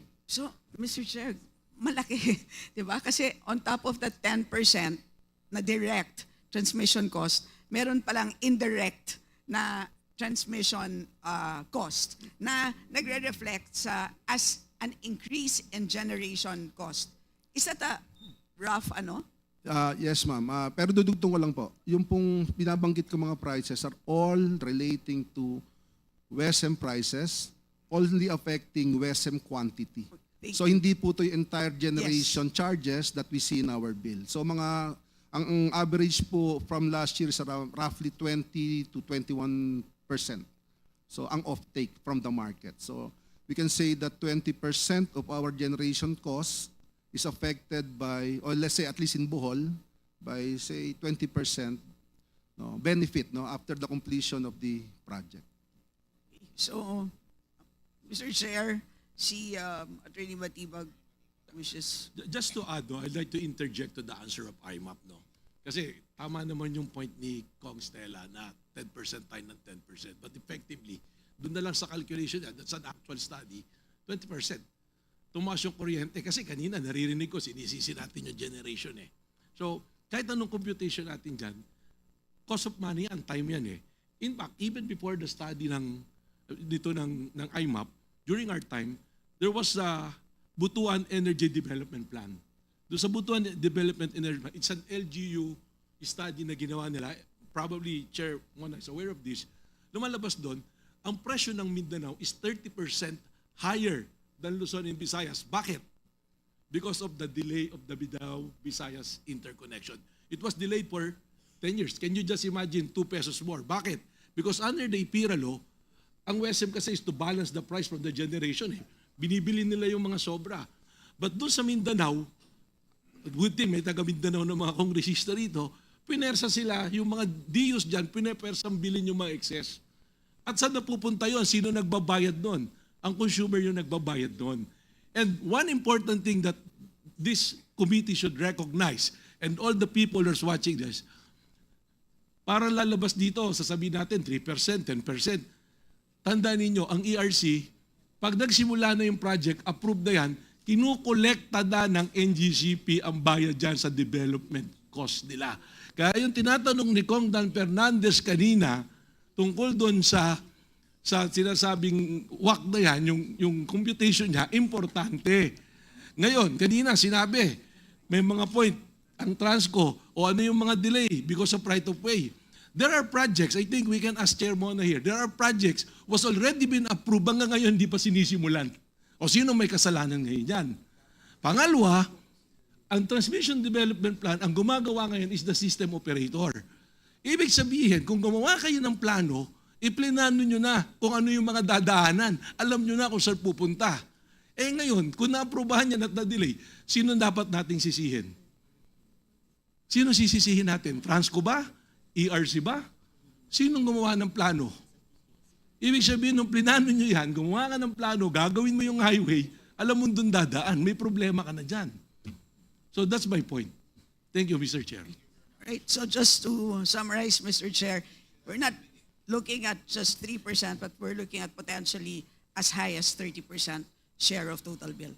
So, importante pinag-uusapan natin, Mr. Chair, kaya salamat po. And my next point, magkano po, Chair muna, ang ating total requirements to connect everything? Kasi right now, magkano ang amount na naka-reflect sa Transmission Development Plan, pero I'm sure you have computed, magkano ba ang required investment? Kasi nakakita po ako ng computation for Indonesia.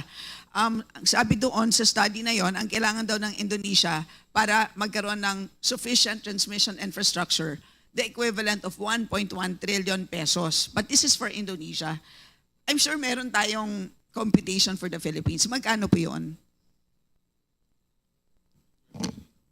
Mr. Chair, Yusef Charong we're Garin. retrieving the document. If it's in the Transmission Development Plan, the TDP is. Yes, but I know that it says 300 billion ba? Mr. Chair, if I may answer. For the period 2016 to 2020, NGCP claimed, the claim of NGCP was 387.8 billion to be allowed to recover 387.80 billion pesos. Meron po silang bagong application sa amin for 2023 to 2024, 27. Nire-retrieve ko lang po yung numbers kasi yun po yung moving forward. Tapos na po kasi yung period na ina-undertake namin ngayon na yung pinag-uusapan po natin fourth regulatory period. But the moving forward, I'll get the numbers lang po so we can share. And so, ilang porsyento po sa ngayon ng required investment ang in place na po?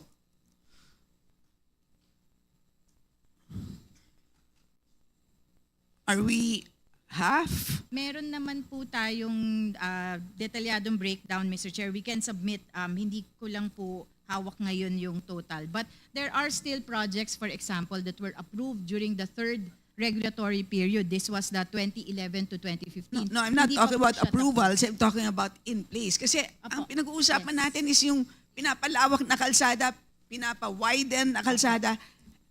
So ilang porsyento yung backlog ang tanong? Parang kasi meron ako nakita na parang 90 plus ang ganun ba kataas? Po yung may numbers na ganun kasi po yung yun po yung sinasama sa Transmission Development Plan. But we have our own numbers. I'll just need to pull it up, Mr. Chair. Mr. Chair, pwede natin tanongin ang DOE. Mr. Chair, Please. we just have the number of, based on the number of projects. They're retrieving the numbers in cost. No? Or today. maybe what you call that, circuit kilometers yata ang proper unit in terms of circuit kilometers. Can you just maybe at one point in time dito sa hearing, if you can let us know? Because I think that that's probably the relevant unit to talk about. Kasi we're talking about expanding. Tama ba ako? Okay, so sige, hintayin na lang natin yan. Mr. Chair, just to, like on the number of projects, out of the 224 projects, this is based on the TDP, the completed projects are 97 and the ongoing are 46 and the rest are, di pa pala kasama. There are 224 projects. Now, out of the 109 projects, the 109 completed projects, 97 of that are delayed projects. And then the ongoing out of that 224 is 46 plus 55, Mr. Chair. And then the delayed within schedule is 9, and then the delayed is 46. The rest are in pre-construction stage. As of our calculations, together with ERC and Transco, about 6.71% of the projects are on time. The rest are delayed. Only 6.71. Yes, Mr. So Chair. 94, yeah, 94%. These are without considering kung anong reasons. It's just like if you have a contract, you're supposed to deliver. So in our studies, 6.71, if I'm not mistaken, Mr. Chair. Ang delayed. Yes, And then Mr. Chair. how much, maybe see I'm up, how much is the maximum reduction in price that can be achieved if all of these projects can finally be completed? Kasi meron kayong computation na 0.005 per kilowatt hour ang magiging price reduction for every 5 billion peso. I don't know who's, I think that was Your Honor, Transco po yun, yung sa 5 billion na 0.005. Maximum, ma'am, pardon me, I can't give you a maximum only because yung price po kasi Whatever, maraming average components. or- From this study po, can roughly say that after completion of all of these projects na tinake namin into consideration, we can look at around really roughly 20% price difference, at least period to period, from yung mga areas affected by this project. Like for example, after the completion of the MVIP, the price in Mindanao went down from 617 to 498, comparing the period of May 2022 to April 2023.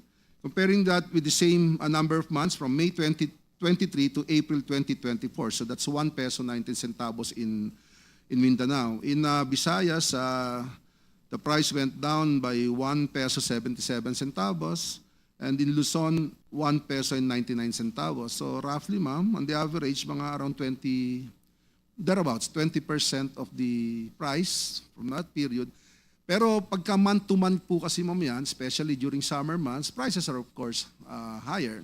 Kaya ito po, average prices to for 1 year po ito. Sige po, sir. I'll give you some time, but can you compute in pesos Yes, kung ma'am. magkano ang pwedeng ibaba per kilowatt hour, considering both direct and yung indirect na pinag-usapan natin kanina? Kasi hindi po ba ang congestion mawawala? No. So maapektuhan po yung 20% portion of the generation cost. So I'm sure you can easily compute that, di ba? Yes, ma'am. Ang ano lang po is that yung po kasing offtake from the market, really around 20% only. Now, if we will try to extrapolate Yes. how it affects yung pricing of electricity contracted naman. Yes Kasi yung contracts po kasi most of them, well actually all of them, wala po kaming data from the BCQ except the quantity. No? I'll ask you in the second round. Just give me back of the envelope. Sige po ma'am, we'll try computations and and- we'll give you Yes. more or less non-speculative answer, ma'am. Thank you po. My last question. Last question. To be very Thank you po. quick. For the ERC, who is the regulator of the NGCP. So I believe as regulator, Mr. Chair, they must be at least checking on the compliances with the concessionary agreement. Tama po, no? Hindi. Sino po nag-check? Concession agreement, Mr. Chair, hindi po. Si PISAM po yung PISAM. counterparty po. So niya. nasaan po ang PISAM? Yes. Pisam, please answer the question. So, can you confirm that? You check on the compliance of NGCP? Mr. Chair, Madam Congresswoman, yes, we have formed a joint committee between PSAM and Transco, which we call the TR flat. And you do that, That monitors the compliance of NGCP so with you the do that concession annually, right? Yes, ma'am. May we know, like, of all the agreements or provisions in the concession, or the stipulations in the concessionary agreement, are there violations? And if so, like how many of the total? Thank you, Mr. Chair, Madam Congressman. Based on our latest report issued on December 2023, we have found certain non-compliances, specifically 66 out of the 83 provisions in the concession agreement under assessor are either have not been complied with or there is no basis for us to assess compliance. 66 of the 83? Yes, ma'am. Kung teacher po kayo, anong gagawin ninyo sa estudyante ninyo kung 66 out of 83 ay hindi niya nasagot sa exam? We have reached out with the DOE in sometime in 2023 to seek a coordination with NGCP on how we can resolve these issues. What is the most, I don't have time anymore, but can you just give us the most important or the biggest violation in this 66? Something that Congress must be alerted. Madam Chair, that's why some of these items, Mr. Chair, Madam Congressman, are subject to arbitration, so I cannot easily divulge what these certain provisions are. But again, it's subject to So you are confidentiality. also invoking. Well, these items. There's certain items that are subject to arbitration. However, there is a confidentiality agreement between Transco, PISAM, and NGCP, and the consent can be obtained by written consent, Madam Chair, Mr. Chair, Madam Congressman. Okay, I'll ask you in the second round again. Sorry, just very short promise, Mr. Chair. See, Mr. Rico Vega is the OIC CTO. Short question, bakit po kayo OIC? Honestly, ma'am, Sino po ang totoong Chief Technical Officer? Alam namin, kayo po ang OIC. So ang pagkakaintindi ko po, kung ikaw ay OIC, meron pong permanenteng CTO na hindi lang po for whatever reason functioning or available, and therefore you are temporarily designated as such. But in the GIS, curiously, you're also indicated or naka-indicate po dito sa GIS na kayo po ay OIC, CTO. So matagal na pala kayong OIC. Ilan taon na po kayong OIC? Madam Chair, when nag-retire po yung dating OIC namin, yung Pilipino po, si Sunny D. Maliwat, in April 2021, I was designated as OIC CTO. Anong dahilan kung bakit hindi kayo ma-designate na permanent CTO? Yun ma'am, hindi ko rin Pwede bang hindi ko rin alam. malaman, Yeah. Mr. Chairman. Mr. Chair, pwede malaman kay Iya? Ay, sino po bang, baka kay Mr. President, Mr. Almeda? Mr. Almeda, there's a question by the Honorable Stella Kimbo.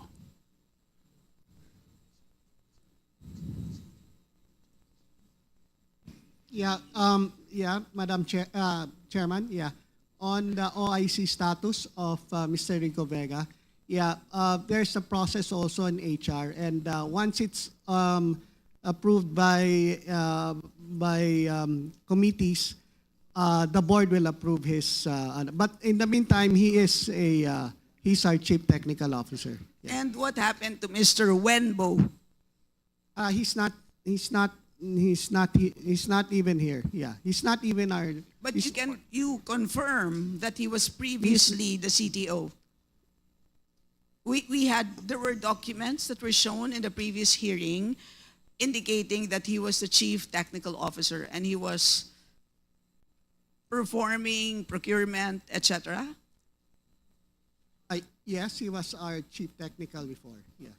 Up to what date, sir? Mr. Chairman? Yes. May I answer the question?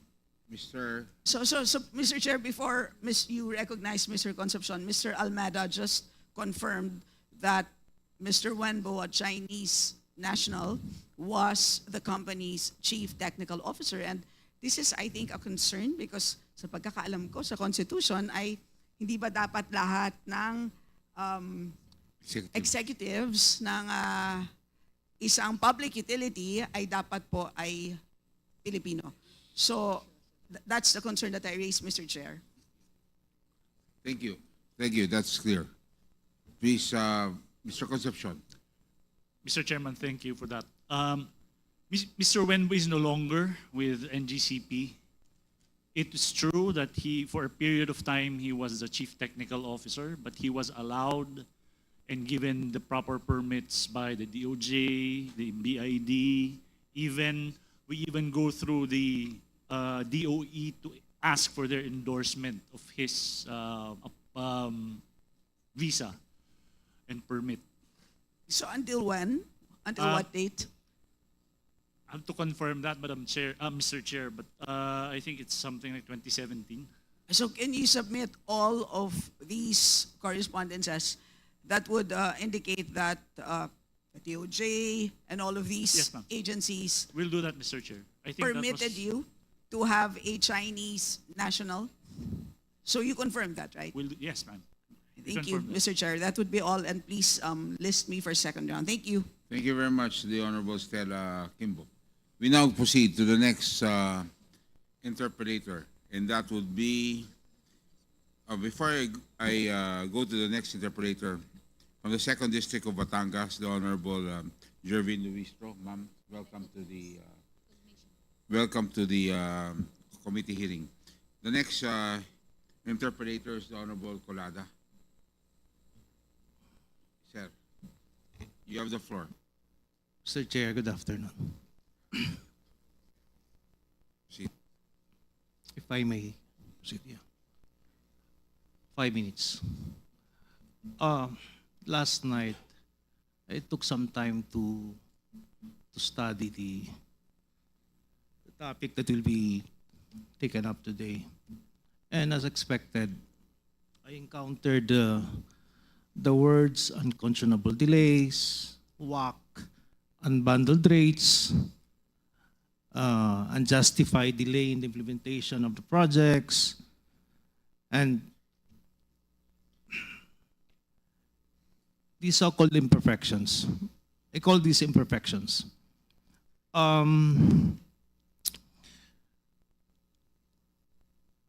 Iniisip ko na, Mr. Chair, do we have representatives from Mr. Chair, do you have representatives from the Department of Finance? Marlica Fund? DOF represented here. Wala, no? They're not. Kasi I'm taking a different tack, a different approach to this. Kasi while I was listening to the discussions this afternoon, parang yung trajectory niya is more on yung performance ng ERC insofar as NGCP is concerned. Yun ang impression ko. With all due respect dun sa mga legitimate issues na raised by Congressman Dan Fernandez and was aptly parang inopose ni Congressman Rufus Rodriguez, to a certain degree, tama yung tama yung manifestation made by Congressman Rufus Rodriguez kasi we're talking about yung performance, yung so-called performance, yung so-called issues na raised by Congressman Dan Fernandez. Am I correct in saying, Attorney Sagayo, na these are pending before ERC? Or some of those were already decided in ERC? Mr. Chairman, if I may respond to that, as I have mentioned earlier, The Honorable Colada, is he? Yeah. He's asking Okay, me, the Honorable Mr. Chair. Attorney Bugayo. I'm sorry. Sagayo, I'm sorry. Sagayo, Mr. Chairman. Thank you, Mr. Chairman. All these issues, as I've said earlier, which are being discussed back and forth between ERC and the Honorable Congressman Dan Fernandez, are now the subject of cases which are pending with the Honorable Energy Regulatory Commission. Thank you, Mr. Chairman.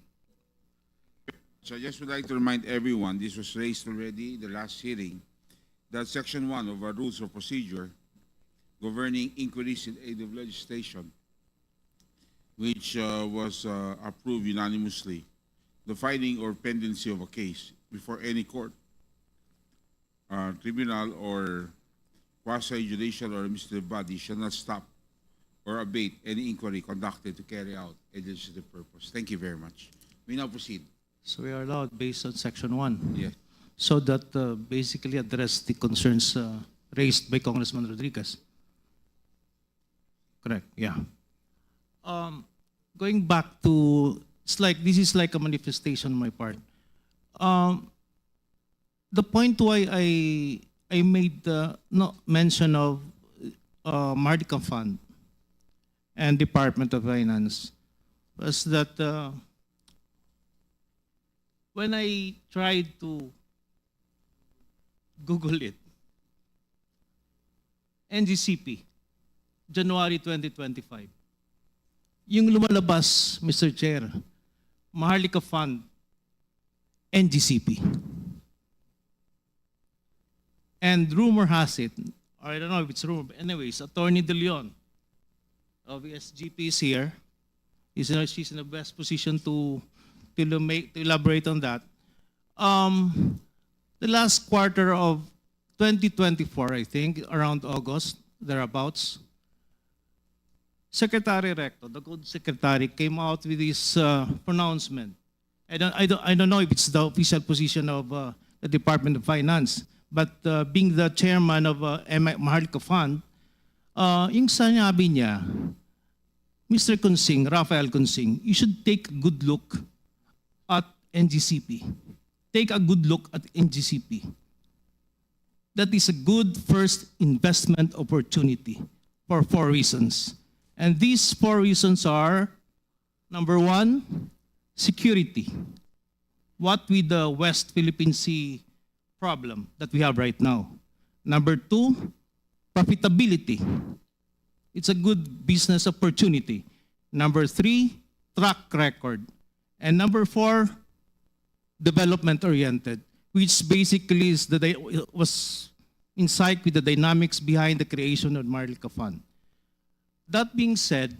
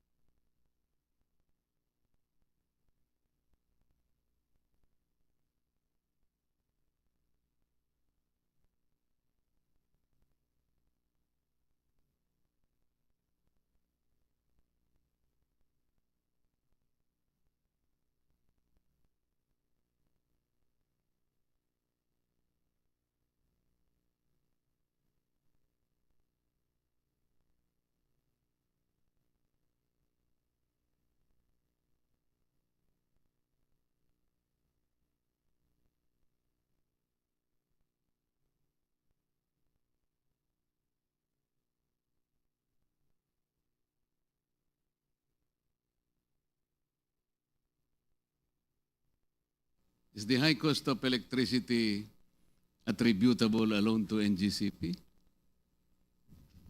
Not alone, Mr. Chair. Not alone. Thank you, because there are a lot of things and factors that must be considered. Is it correct to assume that there was an ERC resolution some time ago where you set the return on equity for distribution at 13.65%?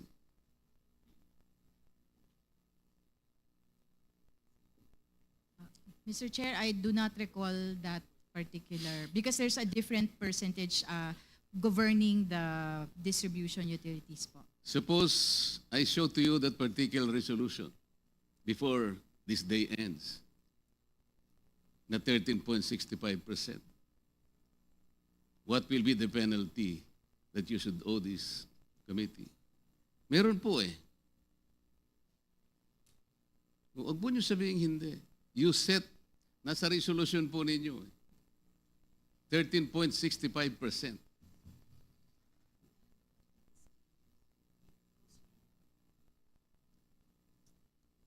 I'm trying to recall, Mr. Chair, because if you can share the year, then Namaya maybe po kasi we can kukunin ko trace po po. dun sa aking notebook, nandun Apa. eh.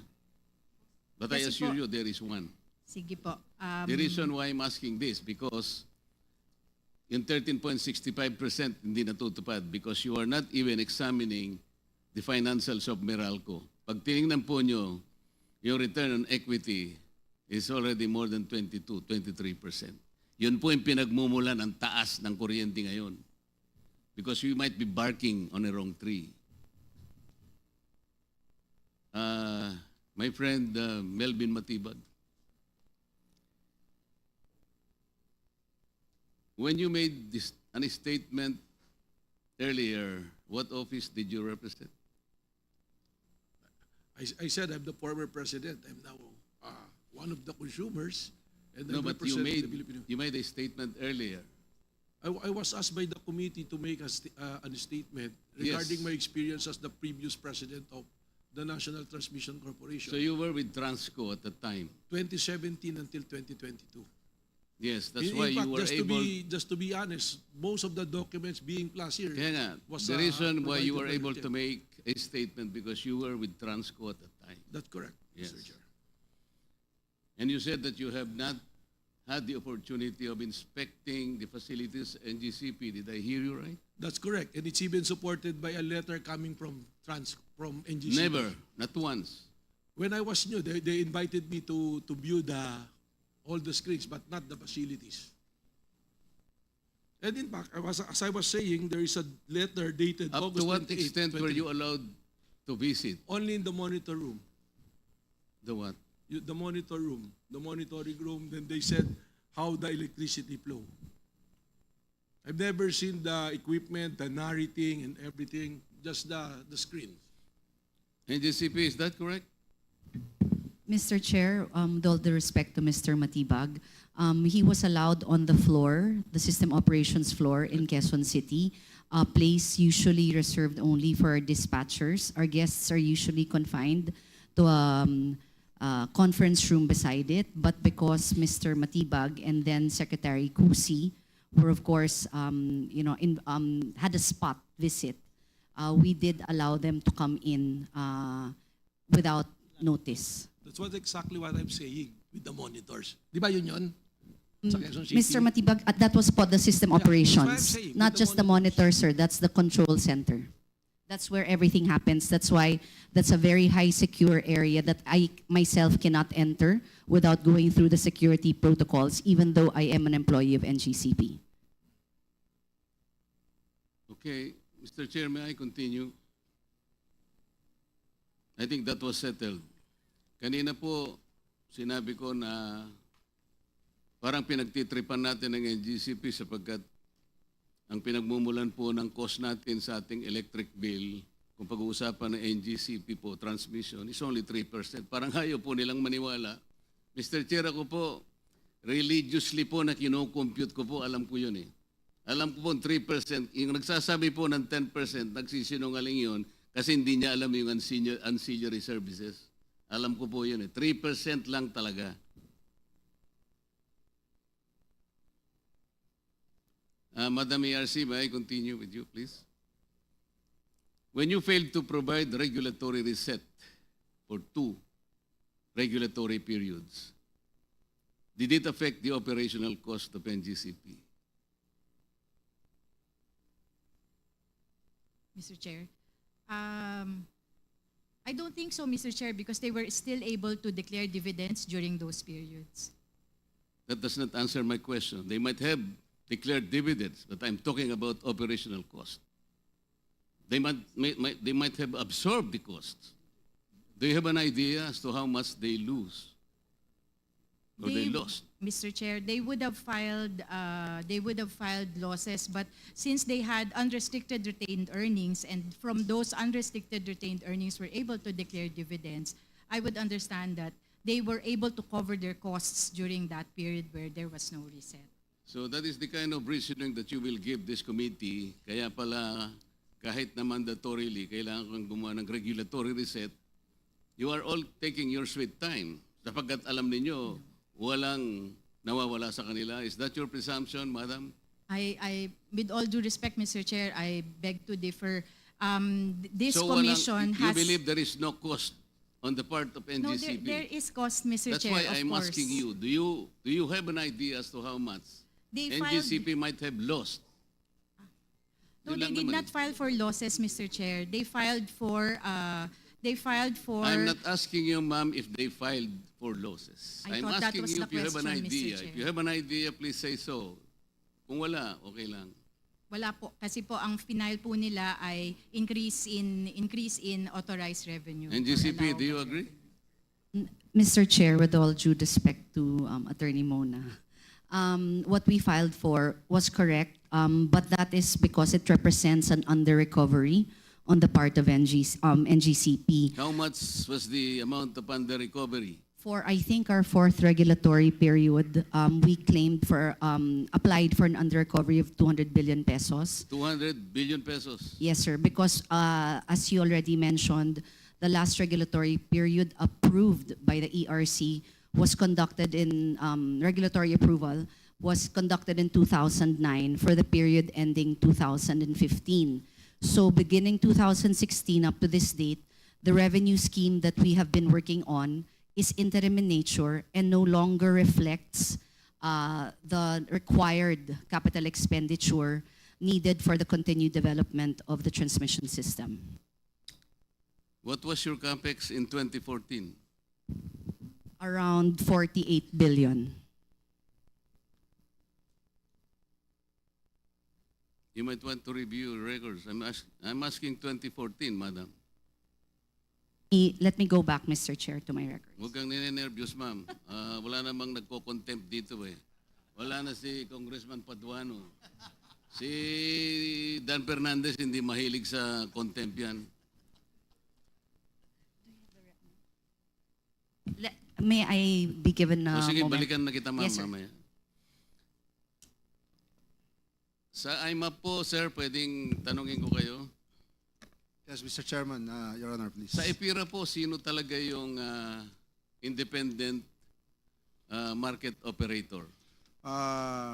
IMO po, after the transition. Di, PMC po eh, di ba? Hindi po, it's IMOP na after the transition. Nagsimula po kasi yun nung magkaroon ng AGMO, PMC po. ADMO nga po yun, pero Opo. PMC dati yun. Opo, then nag-transition po to the IMO, which is now IMOP. And the transition happened 2018 po. 2018. Afterwards, you registered IMAP in the Securities and Exchange Commission. Ay, hindi po. We are a non-profit, non-stock corporation. So ano po ang IMAP? It's a non-stock, non-profit corporation, sir. Ano nga po siya? It's a corporate entity. Wala po, hindi po ba na-transfer sa inyo yung assets ng PEMCO, ng PMC? Transfer po yung assets ng market operations. Yun nga po, kung hindi kayo legal entity, na-transfer ang assets po, medyo mahirap po yan tayo. Legal entity, Kasi sir? kayo po kasi kumukolekta ngayon ng market fees, tama? Yes, sir. Opo. Under Karaniwan the IPIRA. po, o noon, ang kumukolekta lang PMC. Ngayon, pati kayo kumukolekta na, kaya doble-doble na po ang binabayaran po ng mga consumers. Hindi po. Because the fees that were used to be collected by PEMC is now being collected by AMOP. So hindi po na doble, na-transfer lang po. Hindi po ganun ang nasa record, sir. Ay, hindi po yan po ang, yung po ang totoo po. Hindi po, babalik naman po kayo rito. Then I will confront you with all this, the records. Yes, sir. Opo. Kailangan lang po, nagkakaintindihan tayo. Yes, sir. Opo. Ang sabi po ninyo, kaya kayo nandyan because kayo ang, ewan ko, non-profit. Pero, di ba ang inyo pong katungkulan niya yung WSM? Market operator po ng WSM. Opo. Kayo po nga ang sa WSM. Bakit po nilagay ang WSM ng EPIRA? Ano po ang objective? Because before the IPIRA, o before the WSM, di po ba lahat ng pagmimili ng O nga po, kuryente? ba't po tayo nagkaroon ng WSM? Sa akin pong pagkakaunawa, yung kaya po tayo nagkaroon ng WSM to allow flexibility in contracting para po may source ng kuryente kung walang kontrata. And para maging balancing market po siya kung sakaling... Makakatulong po sa pagpapababa ng ating elektrisidad. Opo. Pag binasa niyo po yung konteksto ng EPIRA. Opo, sir. Pero hindi po ganun na nangyayari. Meron po kayong pinakamataas, yung cap po ninyo is 32 pesos per kilowatt hour. Umaabot po tayo doon, tama o hindi? Meron lang po mga intervals na gano'n, pero on the average po, hindi po tayo nagte-32 Oo nga, pero pesos. umabot po tayo doon. Ang ibig ko sabihin, dapat hindi po tayo maabot ng gano'n sapagkat mas mataas pa po kayo ng doble sa Meralco. Hindi po yun ang rational ng... Kasi po ang pinag-uusapan natin ngayon, kung paano natin ipabababa ang presyo ng kuryente, titingnan po natin lahat. Opo, sir. Yung 32 pesos po is the offer cap allowed by ERC in the meantime. Pero, ibig sabihin, hindi po dapat umabot doon. Kaya nga nandyan po kayo eh. Yes, sir. Hindi naman Sino po... po yung nag-o-audit ng WESM? ERC po. Tama po. Anong pangalan po ng auditor? Yung iba-iba po yan eh. So yung pinakahuli po, Reyes Takandong po yung auditor po Hindi natin. po, ang sinasabi ko, Mr. Representative from IMAP, di po ba magbebenta yung generation company? Tapos ililista nyo. Yung po, sino yung nag-o-audit nun? Paano nyo may babato ng ganitong presyo? Yung mga ganon. Hindi po ba sinusunod nyo ay algorithm lang? Meron po tayong system, opo. Yun po, the system of algorithm. You may say that. Yun po ang problema natin kung sinong nag-o-audit ng algorithm, Madam ERC. Dapat po tingnan ninyo ito sapagkat dito po sumisirit ang presyo ng electricity. Panay NGCP na lang po kasi tinitingnan natin. Nakakahalata na po kami. Transco, Madam, sabi po nyo kanina, hindi po kayo nakakapag-visit sa facilities ng NGCP na para bang itinatago sa inyo. Kayo naman ang may-ari. Hindi man lang kayo pinapayagang makarating doon. Sinabi po nyo kanina, di ba? Mr. Chair, I believe I did not say that. Ikaw naman yata kaibigan ang nagsabi? Ikaw Yes. In fact, there's a letter from NGCP, and let me read from the letter. NGCP replied on our request to do audit and visit. They replied August 28. We reiterate our opposition to the performance asset and audit for lack of legal basis. Therefore, we regret to inform your office that NGCP cannot accede to the planned pilot audit. And let me answer, in relation to that, yung ginawa po namin at Attorney Mutchan na pumunta ron, you very well know that is only ceremonial. Dinala kami ron ng secretary para mag-picture taking. Yun lang po yun. Thank you very much, Attorney. Was that, please proceed. You still have 1 minute, Honorable Marcoleta. Bigyan By mo 1 naman ako minute. ng kahit 3 minutes lang, sir. Opo. Meron pong concession agreement, Mr. Chair, na nandun po, annually, pwede pong mag-inspection po kayo ng books and the facilities sa NGCP. Did you not see that, Madam? We know of that provision, Mr. Chair. You know that provision, but you did not take advantage of that provision. Nandun po yun eh. Hindi po pwedeng hindi sila pumayag. Mr. Chair, as mentioned earlier po, we have the TR flat with PISAM, and part of the TR flat, or that's the transmission regulatory, yung TRFLA stand for several areas.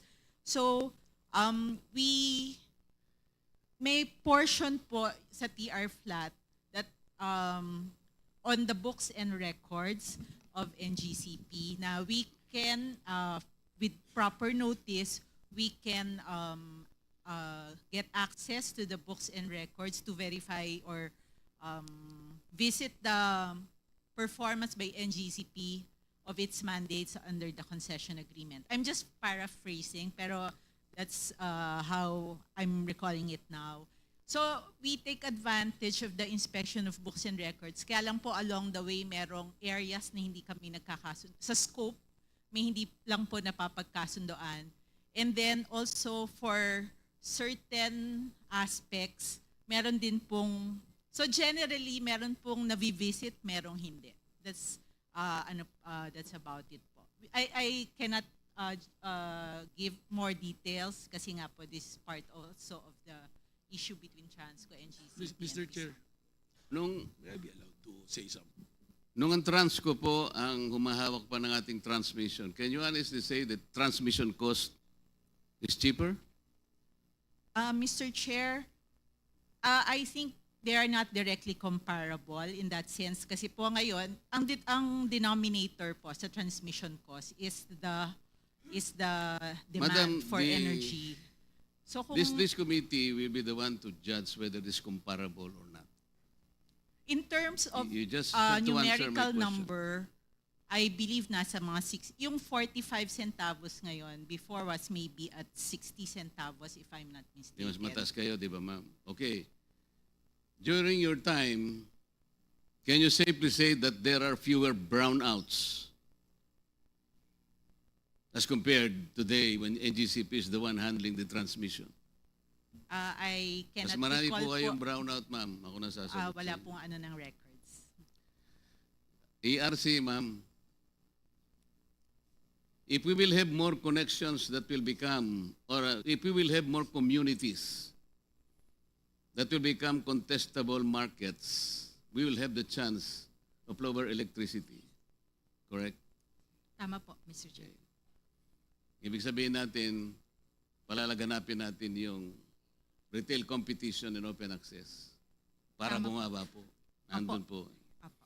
If aggregations is maximized in communities, electricity will be further reduced. Tama Yes, po, ma'am. Mr. Chair. If we remove the 12% VAT in electricity, we can lower electricity further. Tama, ma'am. Immediately, Mr. Immediately and significantly. If we remove the excise tax in fuel, which feed the generation system, especially the backload, will certainly lower our electricity, madam. Tama. DOE. Yes, ma'am. Madam DOE, considering ang ating pong mga fuel ngayon are more or less imported, yung pong nagme-maintain ng ating base load, coal and petroleum, hindi natin mapapababa ang kuryente. LNG is also imported. Tama po? Yes, Mr. Chair. Okay. Last 1 minute of your 3-minute extension. Because we gave you the 3 minutes because you're the senior citizen. Madam DOE representative, if we remove the cross-ownership provision in the EPIRA, we can rationalize better the price of electricity eventually. Kasi mapipilitan silang bumili dun sa hindi nila kamag-anak o hindi nila kaibigan. Tama, ma'am? Nakakatulong. The cross-ownership prohibition. Where the distributor kasi, part owner siya nung generation, kaya napipilitan doon sa bibili kahit mahal yun eh. Pero kung walang cross-ownership, at palalaganapin natin yung competitive selection process as if it is open and public, bababa ang kuryente, ma'am. I assume. Oh, yes daw, Mr. Chair. Philippine Competition Commission. Last question. Yes, yes, sir. Kasi po, ma'am, baka akala nyo hindi kayo kasali rito eh. Is NGCP violating any anti-competition or market behavior or whatever? Mr. Chair po, with regards to having a single franchise owner, we note naman po that that is not uncommon in the energy transmission. But for markets like this where you have a single franchise owner, strict compliance po with regulation is key for that. Parang hindi mo sinagot, ma'am eh. Baka gusto mong, walang violation, di ba? Mr. Chair, I'm not privy to any violations. Okay.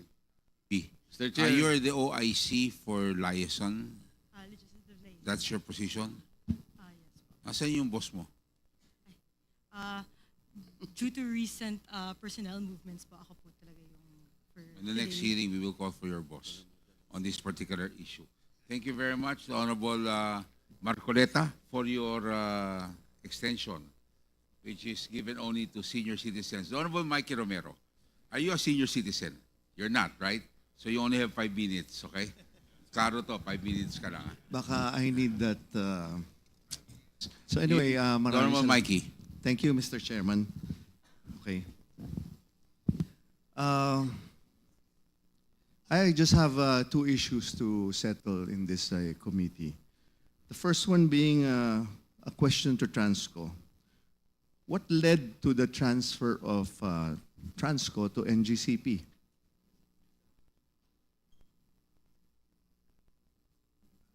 Good afternoon, Mr. Please Chair. reply to the question of the Honorable Marcoleta. The Mr. Chair, Honorable if I may Mikey be Romero. allowed to answer. Mr. Chair, it is provided in the EPIRA that the asset, the transmission asset, will be given to a private concessionaire. Nasa EPIRA po yun.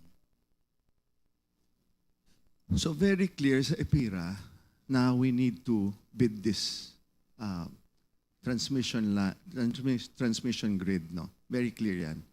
So sino ang nagpabid nito? Government po ang nagpabid No, which agency? through PISAM po. Yes, no. So I just want to understand yung bidding process at that time, which is 2007. And maybe I can ask Pisam if you can go through or walk us through what happened. Mr. Chair. What is the basis also for giving that concession to NGCP or the Monte Oro consortium at that time? Mr. Chair, Mr. Congressman. Please reply. With regards to the question on the privatization, this is with regards also to the mandate of PISAM to privatize the assets of Napocor, which at that time included also the transmission business. The privatization plan was approved by the JCPC, the JCEC now, and as proposed also to the President at that time, the President of the Republic at that time. So the privatization of the transmission business went through a series of failed biddings, 3 in fact, and finally PISAM was able to privatize through open and competitive bidding the transmission business with 2 participants in the form of Monte Oro, Grid Resources, and San Miguel Corporation, Mr. Chair. Now, as to the bidding parameters, it's always a competitive bidding subject to specific qualifications on the financial and technical qualifications as set by PISAM at that time, Mr. Chair. If I remember, it also followed the qualifications as required by EPIRA that the technical expertise of the potential bidder must be able to be comparable to us, the transmission business in the Philippines, Mr. Chair. So who are the technical expertise partner of these 2 consortiums? Mr. Chair, for San Miguel, I'm aware that it was Tenaga Nacional. I think it's a Malaysian company. And for Monte Oro, it's State Grid of China, Mr. Chair. So at that time, no Filipino company has that technical capability. Is that correct?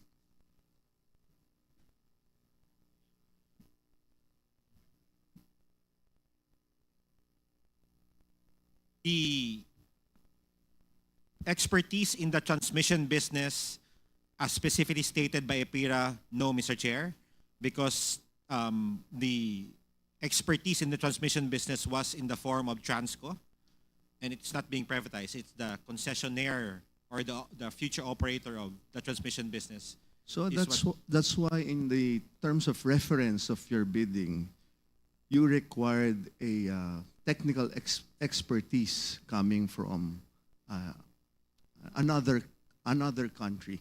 Is that correct? Based on the, Mr. Chair, based on the requirements, Mr. Chair, the natural technical experts would be coming outside of the country, Mr. Chair. So did they violate at this point in time and the terms of reference that you have? Did NGCP violate any of your bidding procedures at the time?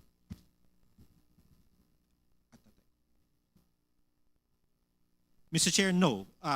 The proof is that we entered into a concession agreement with them. And sorry, I'll step back, Mr. Chair. Now, once we go through a competitive bidding process, there's the bidding process itself, then a post-qualification, wherein we post-qualify the winning bidder based on their financial and technical. And the proof is now that we actually have an existing concession agreement with NGCP, and which is a result of my assumption that they passed the financial and technical qualifications at that time, Mr. Chair. Yes, no. So this was 2007, and up to now, NGCP was proclaimed the winning bidder by 3 Republic Acts. Republic Act 9136, the PIRA law, which according to Transco, allowed them to allowed the bidding process. Of course, the 9184, which the procurement law, which allowed technical partners such as Chinese or Malaysia, no, to be their partners, and the NGC franchise, or the Republic Act 9511, which granted the NGCP's franchise. Now, I'm just curious if which of these laws did we violate or did NGCP violate?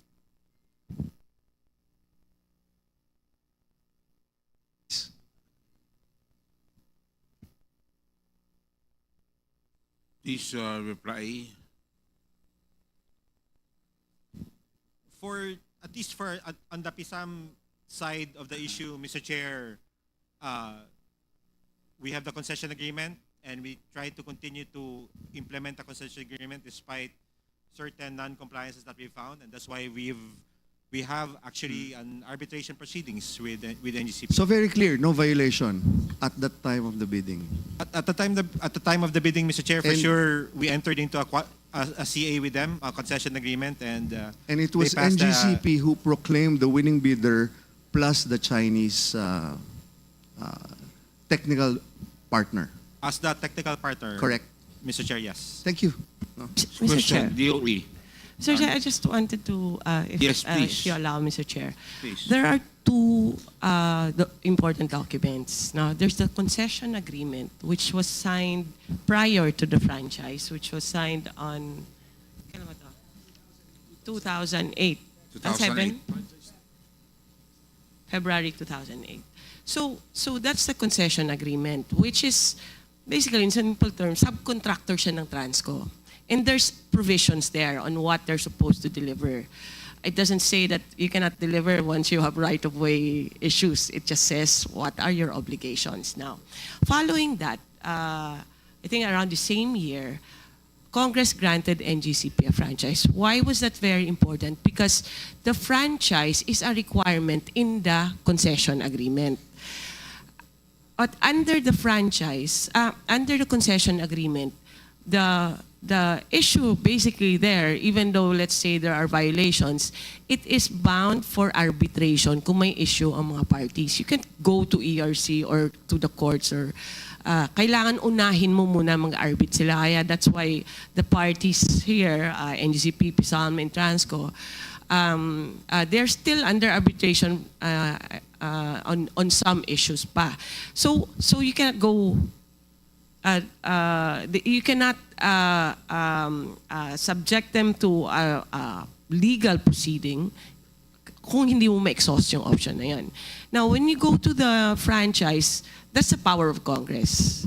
A power of Congress, but also bound for the regulatory powers of ERC and DOE as a policymaker.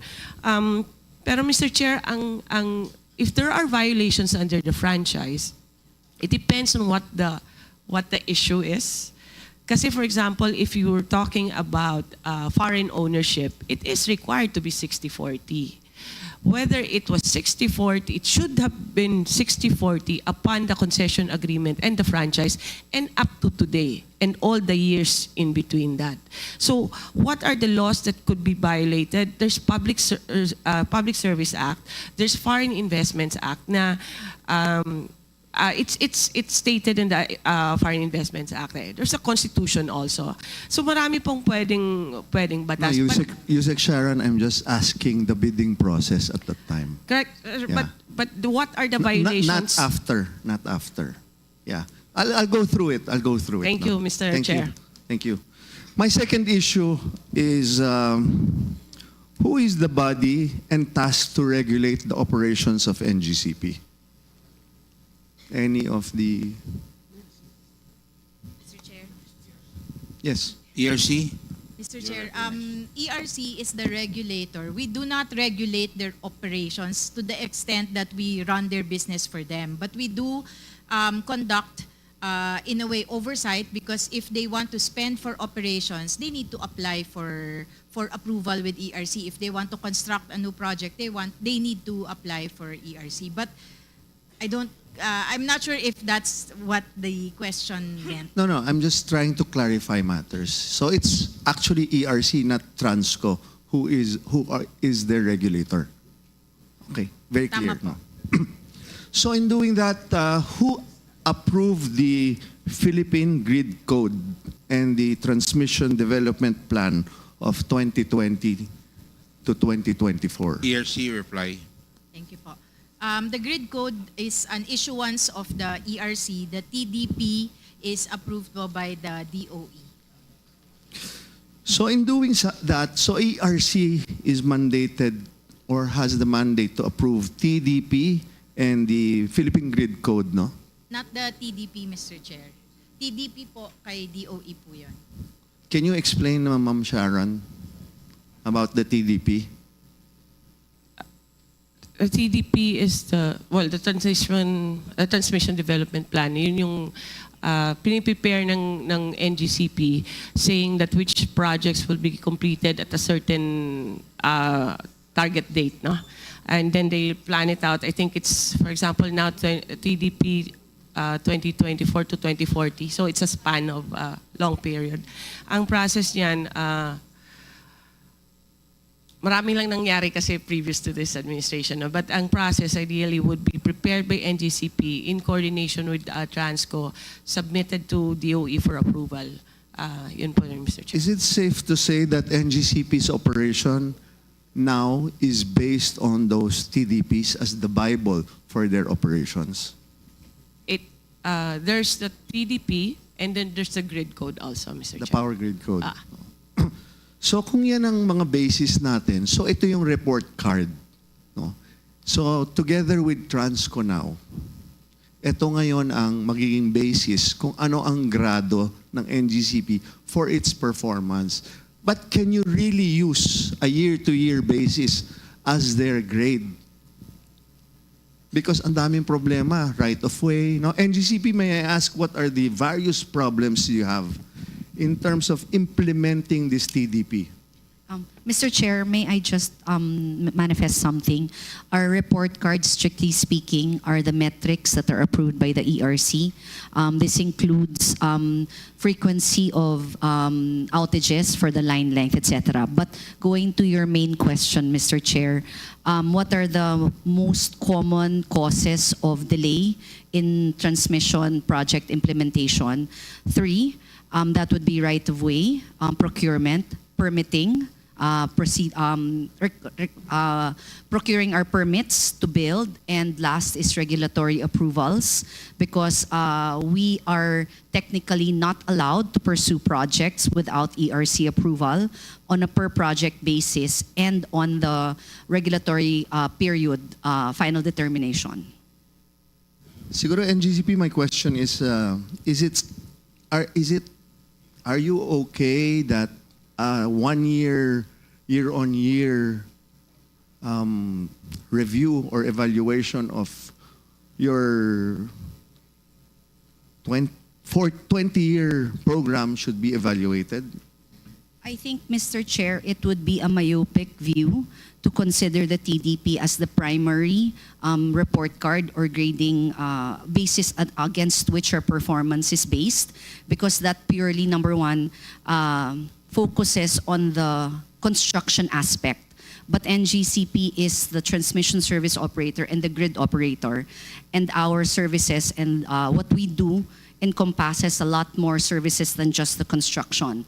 This includes our system operations, of course, and of course, most importantly, managing the flow of electricity. So there are many ways we can manage the flow of electricity, and constructing new projects is just one of them. So there, as long as the metrics that ERC has established for us to follow, there are 14 metrics, I think, that was established in 2013.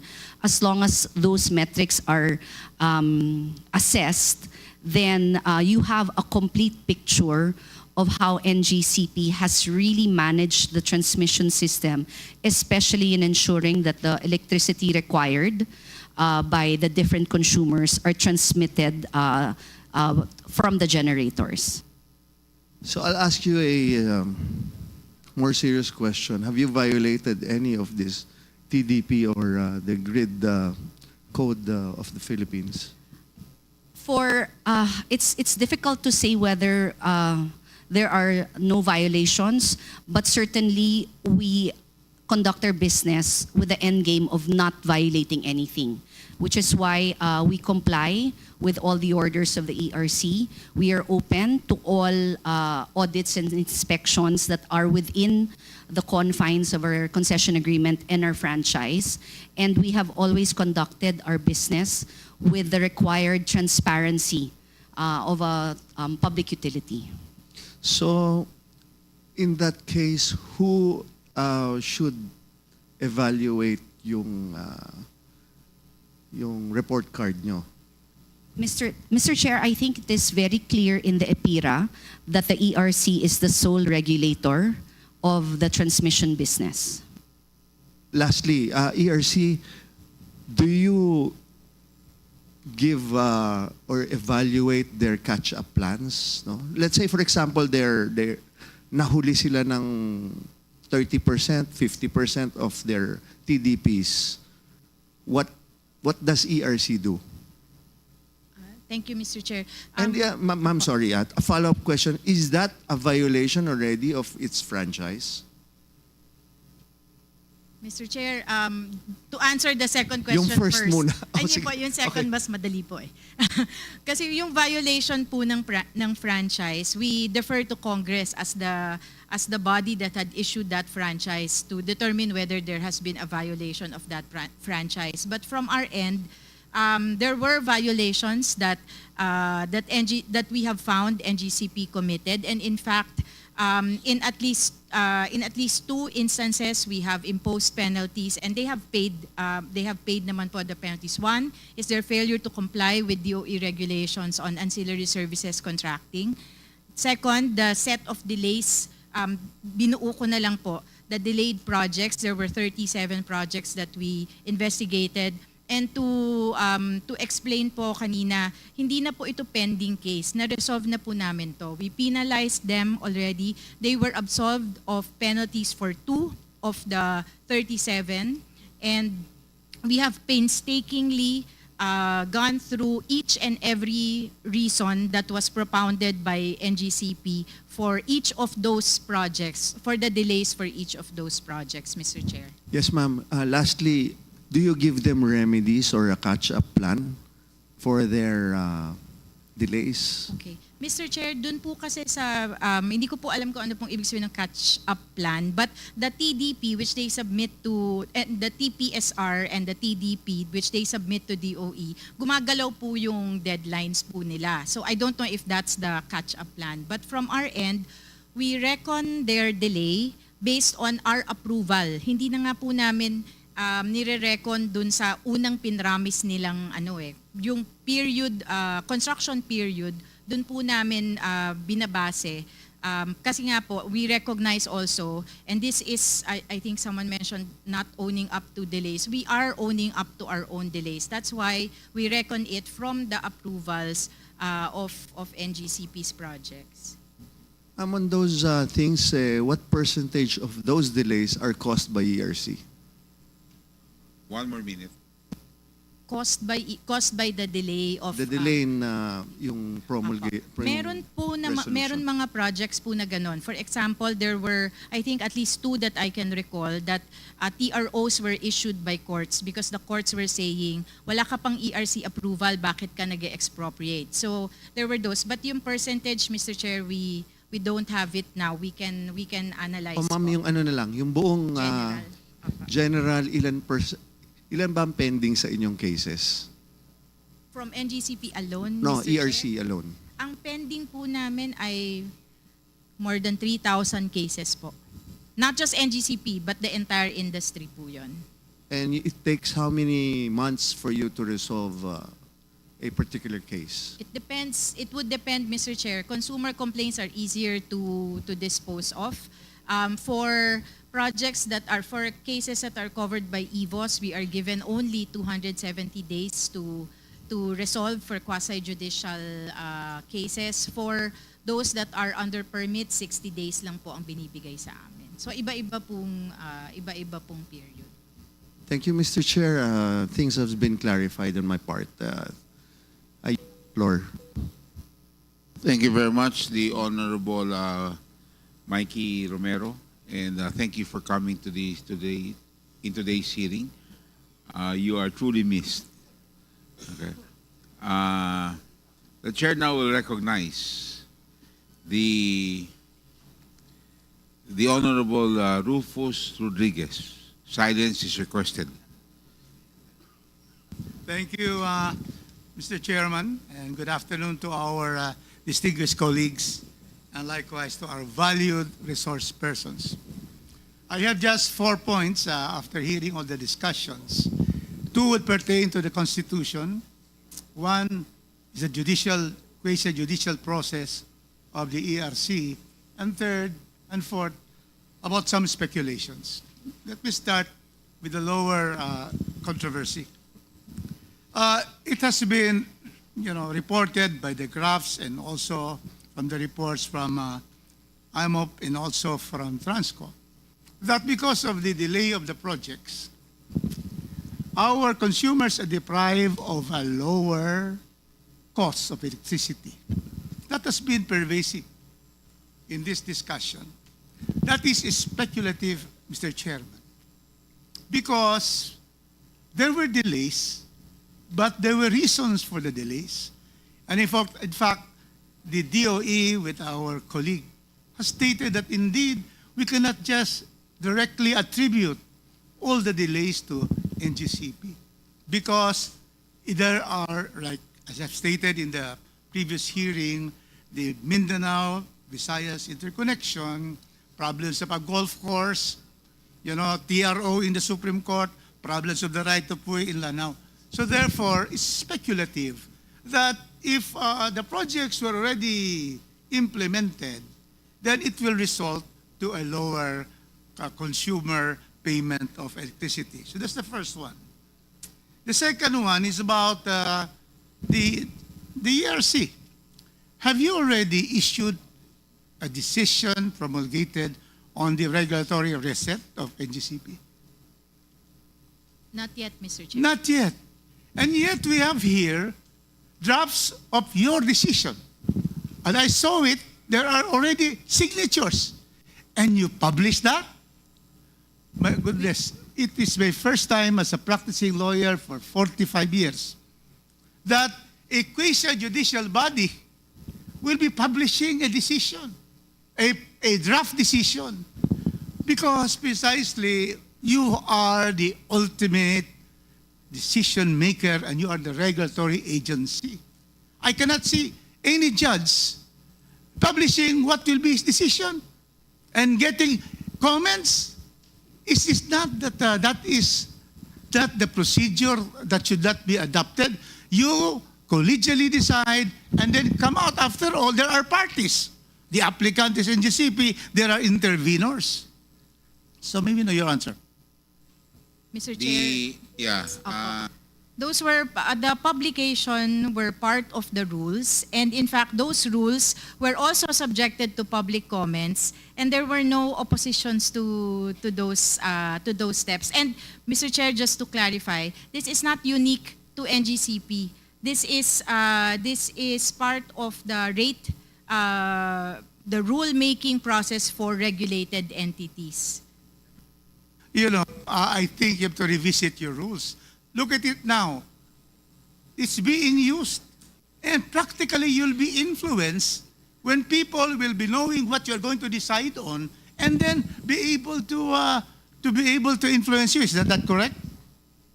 Yes, Mr. Chair. We are open to influence by the public because that is the part of the process, Mr. Chair. But other influences will not be from the public but vested interests, Mr. Di Malanta. You see, there are some vested interests who are interested, in fact, in the NGCP franchise. So therefore, you know, if you are questioning a judicial body, you're just like a judicial body. And you should not be announcing everything first before your final decision. Because after the final decision, there can be the motion for reconsideration. So that is my take as far as your rules of procedure are concerned. Next, Mr. Chairman. We go now, so first, we have already, in the last hearing, it was clearly established, NGCP have paid all the taxes. It has paid all the taxes.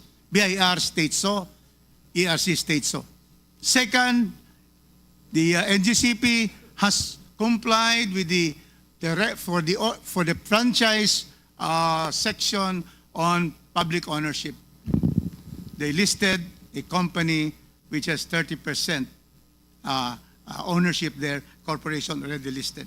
So the second issue, clearly, the NGCP has rightly and fulfilled their obligations in the Section 8 and then Section 7 on taxes. Third, cross-ownership. Clearly, ERC Chairperson Mona said that, you know, the prohibition against cross-ownership had already been amended by the franchise of NGCP. Now I go to new issues.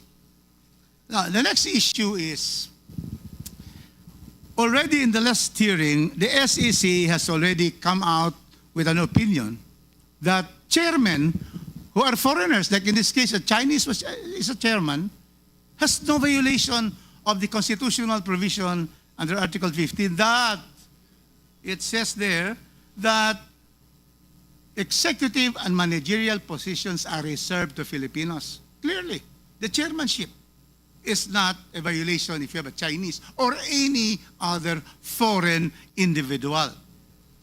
Now, what's being brought here is that the chief technical officer, question to SEC, are technical officers executive or managerial positions violating the Constitution of the Republic of the Philippines? Good afternoon, Mr. Chair. As to the duties of the Chief Technical Officer, it would largely depend on what is written in the bylaws of NGCP. NGCP, did you not examine that and then you had a decision and you have certified that there's no violation? We have no certification that NGCP has not violated any constitutional provision. If I have to manifest that. What I have stated in the last hearing is based on an opinion by the SEC that was issued before, stating that chairman of the board may be a foreign national, but it has to be qualified that his duties will be limited to that of a presiding officer in board meetings. That's correct. NGCP, okay. Oh, you have secured all the approvals of this chief technical officer. Can you tell us which agencies has approved and has now no objection to your appointment of a chief technical officer who is a Chinese? Mr. Chairman, the chief technical well, all our technical officers at that time had to go through a gamut of applications for work permits and visas, work visas. We first go to the DOE to get their endorsement, and they will endorse the application to the DOJ, and the DOJ will cascade that application to the To get that BID. endorsement from DOE.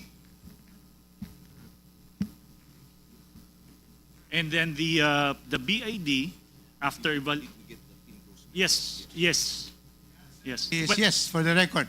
The DOE endorsed your application, endorsed that position to be held by a Chinese, and then you can now go to the Department of Justice and the Bureau of Immigration, which I headed during the time of President Estrada. Yes, Mr. Chairman. That's the procedure. And then they evaluate the functions that the technical personnel will be performing, and if they are indeed technical in nature, they will issue the permit for the technical personnel. And were they issued permits from the Bureau of Immigration and the Department of Justice? Yes, Mr. Chairman. For nobody has questioned these decisions of the agencies that are really looking into whether a position holder violates the Constitution or not. There was no adverse decision of all the agencies of the government. Not that we recall, Mr. Chairman. Was there, because you supervise corporations, was there a complaint of any person against the chief technical officer holding this position that it violates the law? As of this moment, Mr. Chair, there is no filed complaint regarding that matter, Mr. Chair. And so therefore, once again, I'm saying that there is no violation at all. And so, chairman can be a foreigner, chief technical officer can be a foreigner. Now, it's clear. Now, let's go to the most basic, the most important constitutional, what pervades the Constitution, and that is national security, Mr. Chairman. It is not mentioned in the Constitution, but in every section, every article of the Constitution, always national security. What is there is national territory, national development, and all of this. So then we go now to the issue of the Chinese with the NGCP. Okay. So now, you stated, Attorney Sagayo, that indeed you have a memorandum of agreement between you and NICA, correct? And NICA, Mr. Chairman, is the primary intelligence gathering and analysis of arm of the Philippine government, carrying out three functions: overt, covert, clandestine intelligence operations. So we have to find out on this issue of national security, which is brought about during the last hearing and then now, that the Chinese are there, and therefore there is this is a question of national security because the Chinese interferes with the NGCP, interferes in its operations, its decision making. And therefore, if they are there, it therefore creates a problem on national security, and which all of us Filipinos will be against if there is any foreign power that will therefore make, decide on the fate of Filipinos. We will know now whether this particular, has the NICA found any violation of NGCP in relations to these Chinese being there as technical or as board directors? Before you answer, your 5 minutes up, but we will give you an extension because you're also a senior citizen. Yes, I invoke Okay, that for because two. otherwise Okay. there will be no equal Okay. protection of the laws. Okay. If you are going to Proceed. give We will extend. Congressman Marcoleta and not me. Thank you for the Okay. 3 minutes. Thank you. Otherwise, you violate the Constitution.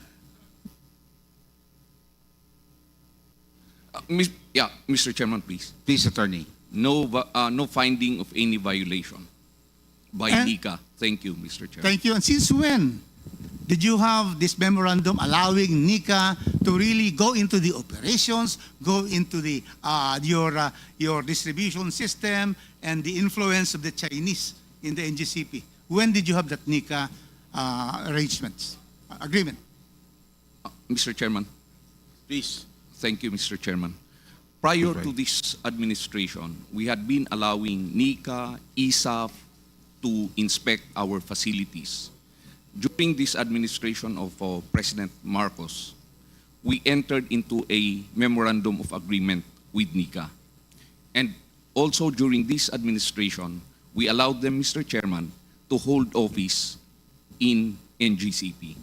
Thank you, Mr. Chairman. So you're saying Proceed. that NICA, Mr. Chairman, can I proceed? You're saying that the NICA is holding office right there in your premises. That's what I said, Mr. Chairman. Wow.